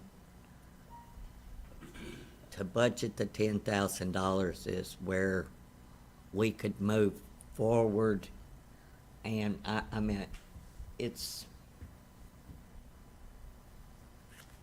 I don't even think it's feasible to tell you how much money tablecloths is gonna be. I'll use July the 4th festival, and not just, I'm not going to know how much money I'm gonna spend on tablecloths. I'm not gonna know how much money I'm gonna spend on snacks. So somehow we need to figure out if we already budgeted for the money. And actually, I thought that's why we had a council person over each festival, that council person is responsible for the monies and how it is spent, not to go over budget, and to know the fine line of hotel motel tax and use their discretion and it not have to come back before city council. The problem, again, that's fine system. The problem is you adopted a purchasing requirement that applied citywide. It says that, I can't remember the exact numbers, but anything over, I think it was like $250, yeah. And I mean, so that's what I'm saying. I think what it sounds like is that we just need to do an amendment to your purchasing policy to allow these committees to. so basically, I need to, instead of doing the 10 for the Cinco de Mayo or whatever, just make an amendment stating that the festivals, the budget is what was budgeted for, even though we don't never go over that budget. I mean, and I mean, I think it's gonna have to be something like that.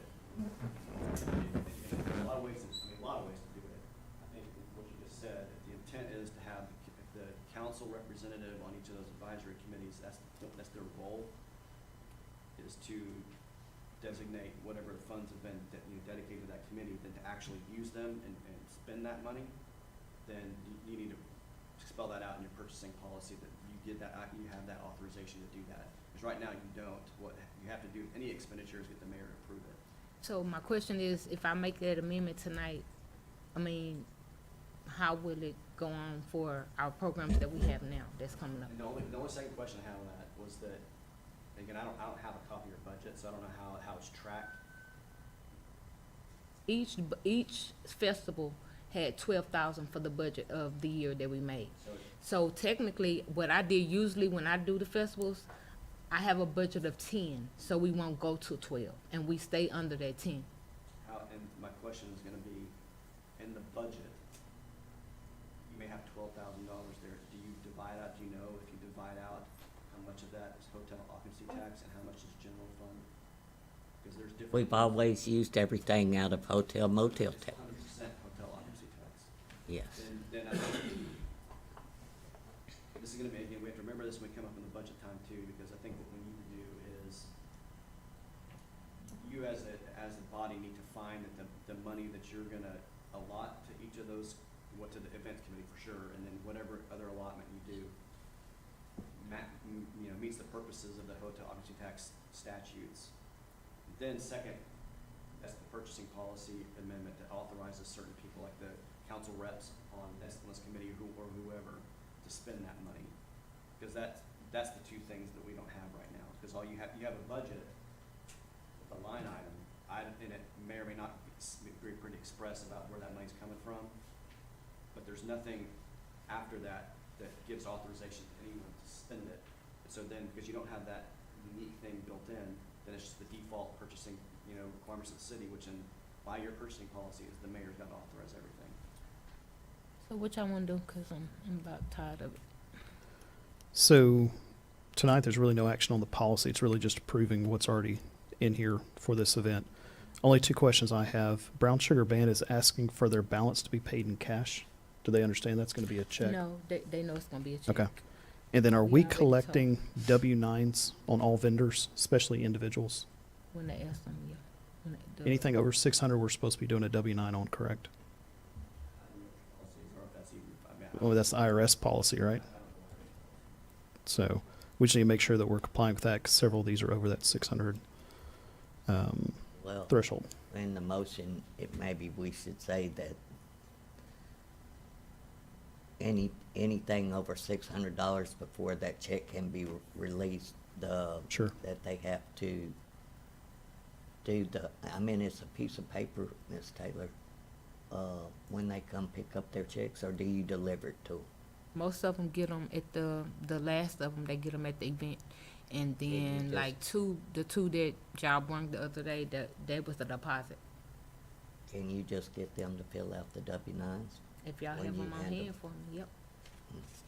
I'm sure Miss, There's some definition in the IRS between doing that with a vendor and doing that when you hire an individual. So, for example, if you're buying room lots, you're dealing with a vendor, they're not going to get W-9 for that. Right. But if you're hiring an individual entertainer, then you do have to put up a W-9. Correct. According to the IRS. But most of these checks are being asked to be paid to an individual, not to a vendor. So that's why I'm asking that question. If it's an individual, yes, but if it's a vendor, Right. then you don't. Understand? All right. I make a motion that we okay the Cinco de Mayo budget and the Juneteenth budget as presented. Second.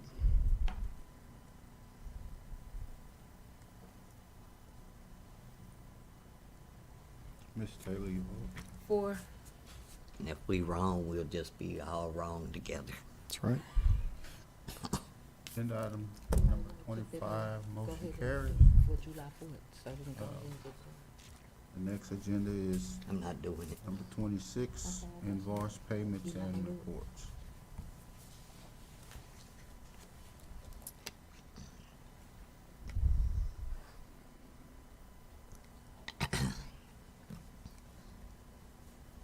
I make a motion that we approve the payments and reports. Invoice payments and reports. Second.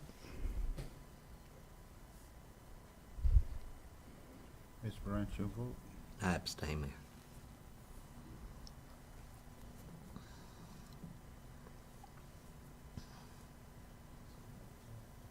Y'all know we have a stack of bills that haven't been paid. They've been paid. March's has been paid, and April 6th have been paid. I personally signed the checks last night. And while we're on this discussion, I'd like to ask my fellow council people, if we get to, I guess I'm the wrong person that says this since I abstained, but I did speak to the staff. And if we have a stack of bills that if we have questions about certain bills, that when the motion is made, could we make the motion to pay all bills with Except for the that one. exception of those? and make sure that we give a list to the mayor that those checks don't get signed until we get verification. Yeah, Does I'm in agreement. that sound? It's fine with agree. me. I just think our other council members need to be aware we do have the right to question these. No, And we do, evidently, but it it's was just like- suggested that we shouldn't be, and I take exception to that because that is our Oh, my. role to look at this. Yeah, that's, And we're it supposed to is, know but- what's in here and what's going on. And I'm going to tell you right now, there's a lot of stuff that's being paid that we don't even see in our packets. There was checks that the mayor has signed recently that I was told about that I've never seen in a packet. And we need to get someone, some way to train our staff because there's a lot of stuff slipping through the cracks. And it's hard to trust that what we're presented in this packet is what the mayor signs when he signs checks. And so I'm just putting that on record that I don't appreciate basically the assertion that I'm holding up invoices being paid because I'm questioning these, when if you got a stack that looks a mess, it's a mess. And so just going to put that out there. So you don't agree with that, like, the bills that's actually been sitting there, go ahead and pay them, except for the ones that you have questions on? They've paid them anyway at this point. So, I mean, I know what they're telling you, but No, the I've mayor's already seen had them. the checks. I've seen them. Like I told you, I go every That week. Ms. Branch, did you and the mayor not just sign all the checks for the invoices that we tabled? For March as well as April, with So- the exception of 3 So that- that I have questions on. Okay. Because What date did y'all sign? What was last that? night, I just sit Okay, there so last night I and went to signed. talk to them, I went and looked at the two, folders full of checks on, was that Tuesday? Well- So that just happened last night, but I actually looked at them Tuesday. It was 2 big folders like this full that have not been paid. Yes, Okay. we're well aware of that, but what Mr. Hill, I believe, is saying, just because, that's why I abstain. Because just because you hand me this much, and somebody says, I make a motion to pay all the bills, I don't know what bills that they're going to go ahead and pay.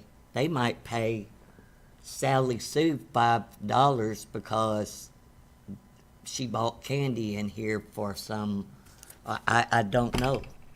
And until, I think that it's only fair that we're able to question the invoices. There's an invoice back there right now for $5,000 for computer stuff over at Public Works, and I wasn't even aware, nor was it in the packets, because I spent yesterday afternoon. Mr. Kelly? Where they come from? What computer at Public Works for $5,000? I Uh, ain't seen it. That's Neither what have I'm we. saying. Talking about. Neither have we. That's what we're saying. But there's a They check in there. said that they've been over there doing technical work. I didn't sign the check. It's in there with Miss Yolanda. There's checks. There's a check that I didn't sign from Steinhauser's because I had a question, why did one of your workers go and buy boots at Steinhauser's? I don't care if, I don't care. Why am I paying for, now that you've answered my question to you, Mr. Kelly, why am I paying for that employee's rubber boots when it rains on everybody's feet, but I'm not paying for the police department's rubber boots or the city secretary's rubber boots to go to her car because it's flooding downtown? I mean, if that's your policy, Mr. Kelly, that you furnish the city furnishes rubber boots, well, hey, let's discuss that. Okay, just like your uniform, the city are paying for them, not the employee. Right. I feel like it's going right. If I tell a guy to get down in this hole and this ditch is full of water, I don't expect for him to get down there in tennis shoes or just regular work. Well, maybe he ought to know that he might need rubber boots because that's gonna be part of his job since y'all work outside. Okay, We'll address that later. we will. And you know we will, right? You know we will. So Just in case you was wondering. this packet right here is labeled invoices. Mm-hmm. Yet all the checks have already been written. Oh, It's I'm- signed. I'm not gonna say, Based on if we've done all of March and April, all these are dated March and April. no, the folder said March, whatever the date was for the second council meeting, and April 6th. Okay, so this is the second council meeting. So those invoices that we tabled last time have been paid. Because we had to pay That's what I was saying. It's stuff that we needed to pay For- before we get. And I get that. electricity, the water Water. bill. And I get that. So that's what I'm saying. Like if we have questions, why don't we approve the ones that we need that needs to be paid instead of the ones we have questions on? Because all you're doing is building a interest on stuff that's But what not me getting and paid. Mr. Hill are saying is if we say approve all the No, that's invoices. what I said. You hear me? I say the ones that, except for the ones that don't need to be that needs to be discussed. How do we know when we go home from here, we're not here 5 days a week, that the staff doesn't pay what we have questions about? How are we guaranteed that? Well, I know she take notes as far as the secretary. She take notes. So. She don't do the checks. Right. Yeah, I understand that. I understand that. And that's what I'm saying. There's been stuff that we've said don't pay that we've pulled out of packets. They got paid anyway. And I don't think that's true and correct. And so, I don't think that it's fair. I mean, why even look at the invoices if we're not the authority if it gets paid or not? I mean, I think common sense, I signed Brookshire Municipal Water District last night. Common sense should be able to say to pay those bills, but then once again, we were getting bills from Brookshire Municipal Water District for the dog pound, and there ain't even any water down there. So, I we're mean, also paying for a we- phone for Brookshire Municipal Water District. Oh my. Have y'all found the phone? Nope. Do y'all know who the phone belongs to? Nope. And that's what I'm saying. And this has been brought to staff's attention, has been corrected, just like the internet at the fire department that was asked to be cut off for a year. You And said it never got lights? cut off. And guess who had to do that? The lights, right? So, No. I have to stop and take care of stuff. No, I'm asking, was That- it the lights or you talking about the internet? the internet, I'm talking about the telephone bill that we asked telephone internet. way back when Miss Harrison was still here, when there was no longer a fire department, for over a year and a half to cut off the telephone bill, cut off the internet, and it is all consolidated communications. It could make one phone call. And You have a continuing HR issue more than anything else in this one. If you have staff that's not doing what's directed by the council, that's an HR problem. That's a, And who would you like to take care of that right now when we've been advertising for a city secretary forever? I would think that if we, you're saying, but if you have concerns about staff that's spending money that's not approved, that's malfeasance. That can come back. and bite all of us. Exactly, so you guys gotta be, that's an HR issue that's gotta be determined somehow, and I don't know who in the staff here can do that, but if you have staff that's writing checks that aren't approved, that's a big problem. A lot of the checks that we do pay are the ones that we don't want to be late. No, I get We that, and I agree with what pay late Mr. Branch said. charges. Some of these things like water, electric, those things that we know, these are. The true main that ones, way. yeah. And what I'm hearing Mr. Hill say is that we have tried to say, pay those, don't pay these. We've tried to do that. But You have eventually not we done gotta that. pay them all. And what's happening is that they're still getting paid anyway. And that's the problem. Right? So I think. Credit card bills, I've been on city council for since 2008. I've never seen a credit card bill till, August of this year. yeah. No, I commend you guys. I think what you finances under control here has been And here's the other thing. a Herculean task. Here's the other thing we're ignoring. I've yet to see, since on council, a bank statement or a bank reconciliation report so we know what money's in the bank and how much is left in the budget for this cycle. So, And then you go to the bank and you sit there for 45 minutes and they let me know that we have, no, not let just me know, the mayor know as well, because we were having to take an employee off the signature card, which took 45 minutes to let us know that there's 16 city bank accounts. And nobody can explain to me, or has yet to explain to me, why is there 16 bank accounts? Why do you think that we're doing the forensic audit? But guess what? We can't even do a forensic audit because the more that the auditors ask for documentation, our city staff has not gave it to them. So, I mean, do I have to come up here? Is it my duty as a council person to come up here and pull all the documents? No, because I have no earthly idea where to even find them at. So once again, we have been hindered as a council. Why does the city of Brookshire have a council if we can't make rules, regulations, and laws, and the citizens as well as the staff follow those? I do have a question. So for the bank accounts, don't, the accounts are called like for line items, correct? It's a different line item for a different account, am I correct? Yep. So that's why we have 16 so-called bank accounts, because of the different line items that we have. No. That's not right then? No, ma'am. Okay. And we're begging Wells Fargo. Yeah, it's like, so for something that needs to be paid, it has to be paid out of a different line item. So that's why we have so many accounts. Okay. Any more discussion? Just one other thing, Mayor. I don't want to go to jail for approving or signing a check. This is not the PTA. This is not some athletic club.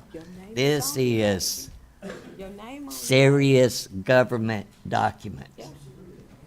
And I sit up here and I sign something because it's going to be late and council didn't do it. Well, guess what? That's on me.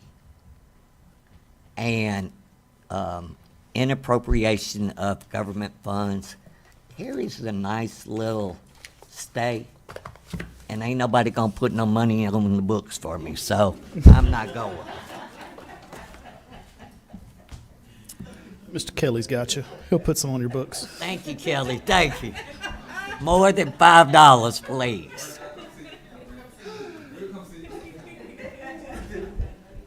Lord help her. Help her, please, Jesus. Help her.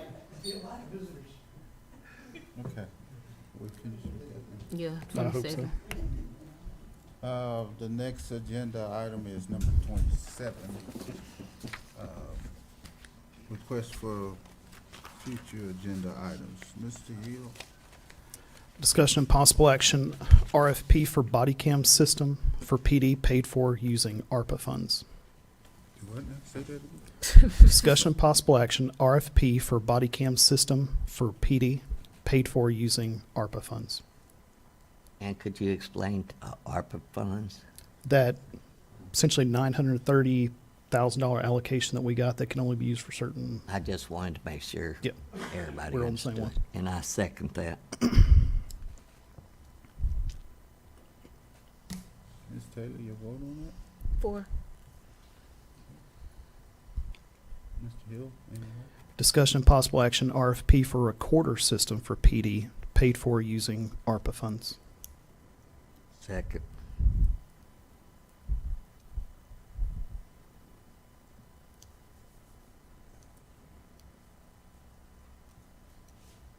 Ms. Taylor, your vote? 4.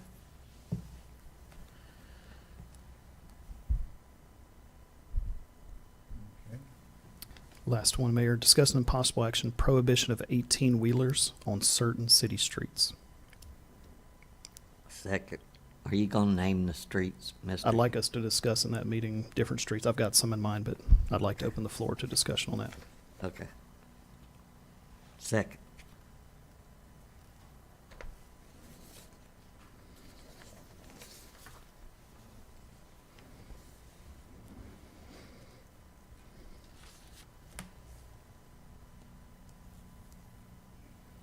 Ms. Taylor, your vote. Four.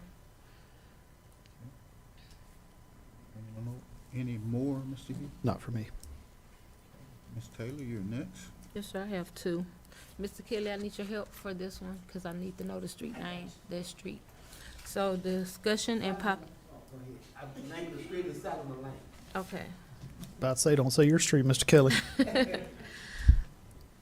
What they are, the, What are you talking the, coverts, they bad, and it's flooding bad over there. And we have 4, complaints. Didn't you just ask the mayor for permission to, Not that location, Ms.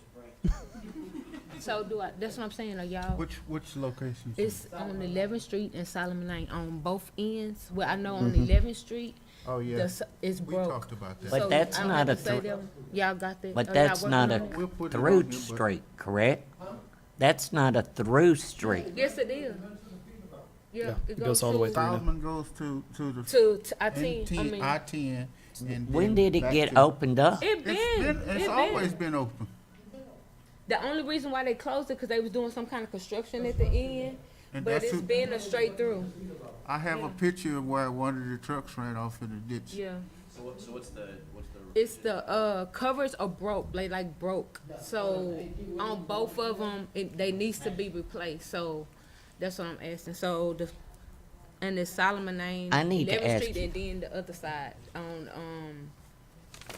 what is that, that's not 90. What is 11. that? The, Highway 10. Yeah. The feeder road. So it's on both sides, actually. It's on both ends. It's on Yeah. the north end and the south end. But the covers need to be replaced because they are broke on both sides. So that's 'cause one. those big trucks have been going in Right. and out of there. Right. All in. So So we need a truck through sign through there, no truck through signs through you there have to too. put it on the agenda, they can't. All right, well, let me get that, so I have 3.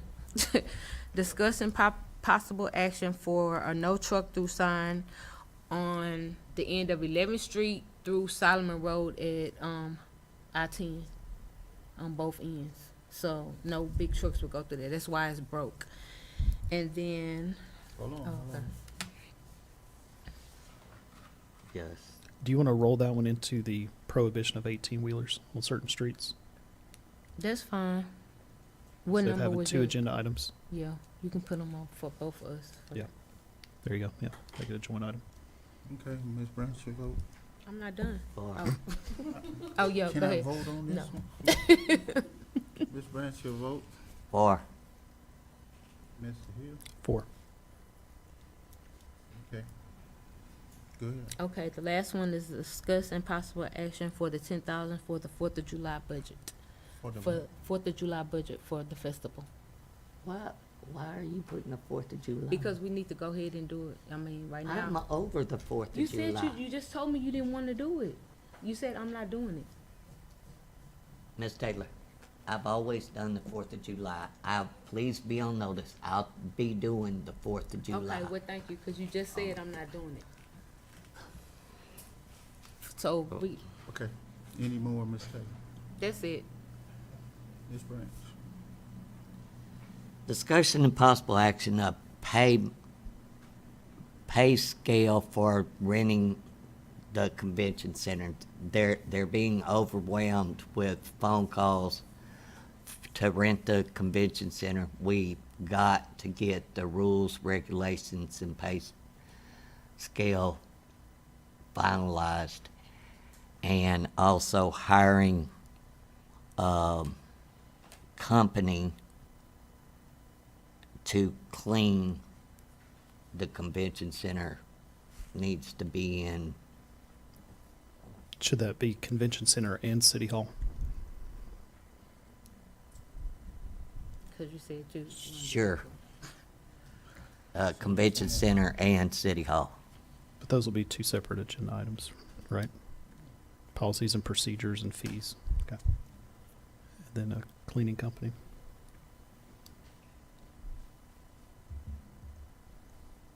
And that's all I have.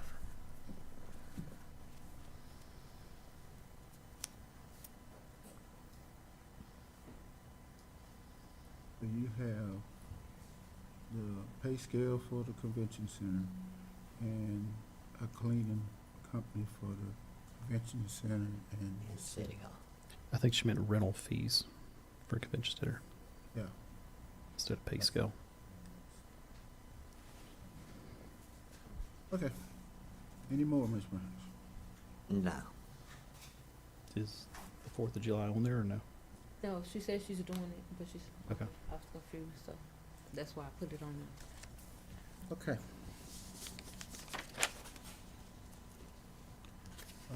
Agenda item number 28, council reports and community announcement. We'll start with you, Mr. Hill. Obviously, this weekend we have the 150th of Waller County. I'd like to recognize our city staff and especially Public Works for helping us get the downtown area looking nice and sharp for that event. And then just a reminder, early voting will start on Monday. And we have both our mayor and 2 city council seats, as well as a bond election for our school district. So please educate yourself and vote your conscience.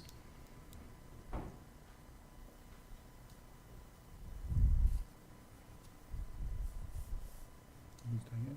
That'll be all for me. Ms. Taylor? Yes, I would like to announce about our Cinco de Mayo festival that we will be having on Friday, May 5th, 2013 at the Trading Mark. It's 1042 Stallings Road, Brookshire, Texas 77423. That one is from 7 to 8. And that Saturday, we will be having the Cinco de Mayo program at the Hovis Park. It's going to be May 6, 2023. The address is 1412 FM South, Brookshire, Texas 77423. And if you would like to join us in the parade will start at 10, but we will be meeting up at the Brookshire PD at 9 o'clock on Saturday, May 6, 2023. And do you have a route for your parade? Yes, the route is we're gonna go down 90. We have the PD will be helping us, and we'll be going to the park.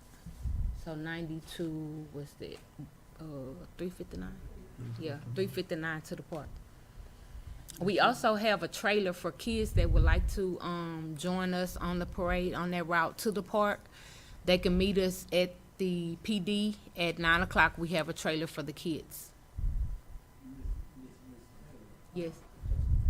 Mm-hmm. Is the band gonna be up from the school, cause you want to stop someone up there, but they're not gonna work? I'm waiting on that. I'm waiting on them. They haven't agreed yet, so I'm just waiting on the agreements. If they do. They have the buses anyway. Yeah, they normally stop right here. They have the buses though. They normally stop over here by the convention center. But I don't think. So what they can, what they do is if they're so, they load up on the buses and the buses will take them. They need to be up there during the election. It's a state law, I meant, but They're not gonna be right there. That's what Well, I'm we saying. can have them go to the old primary school. Video where the church at, right here, that's where we went and they loaded up on. That's fine. Yeah. Just fine. Yeah.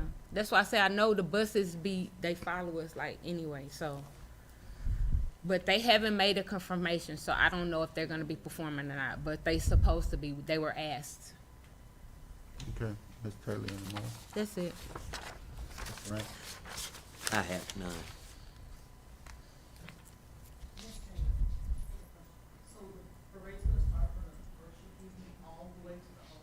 Yes. That's how it's been. Walking, if people walk, most of them be riding on some, most like bicycles, whatever. That's why we have an actual trailer. So if you don't want to walk, we have a trailer. Yes. Okay. It's been like that though. I don't know why I questions now, but it's been like that. Next agenda item is number 29, executive session. The council will meet in a closed session pursuant to Title V, Chapter 551 of the Texas Government Code. Do we have anything to go in executive session for? Okay.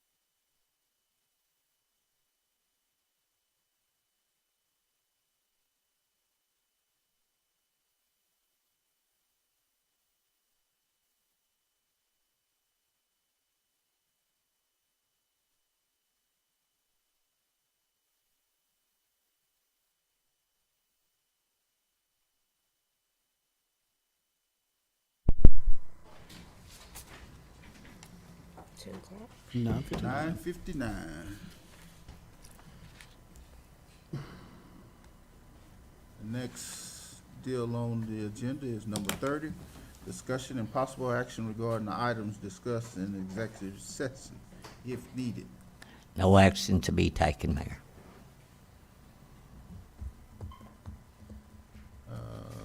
Do we have a second? Second, I'm sorry. Mr. Hill, I your don't vote? think I. 4. We don't have to take, it wasn't no action, so we have to vote. We didn't have to We do have that. no action. Number 31, adjournment. I make a motion, we adjourn. Second.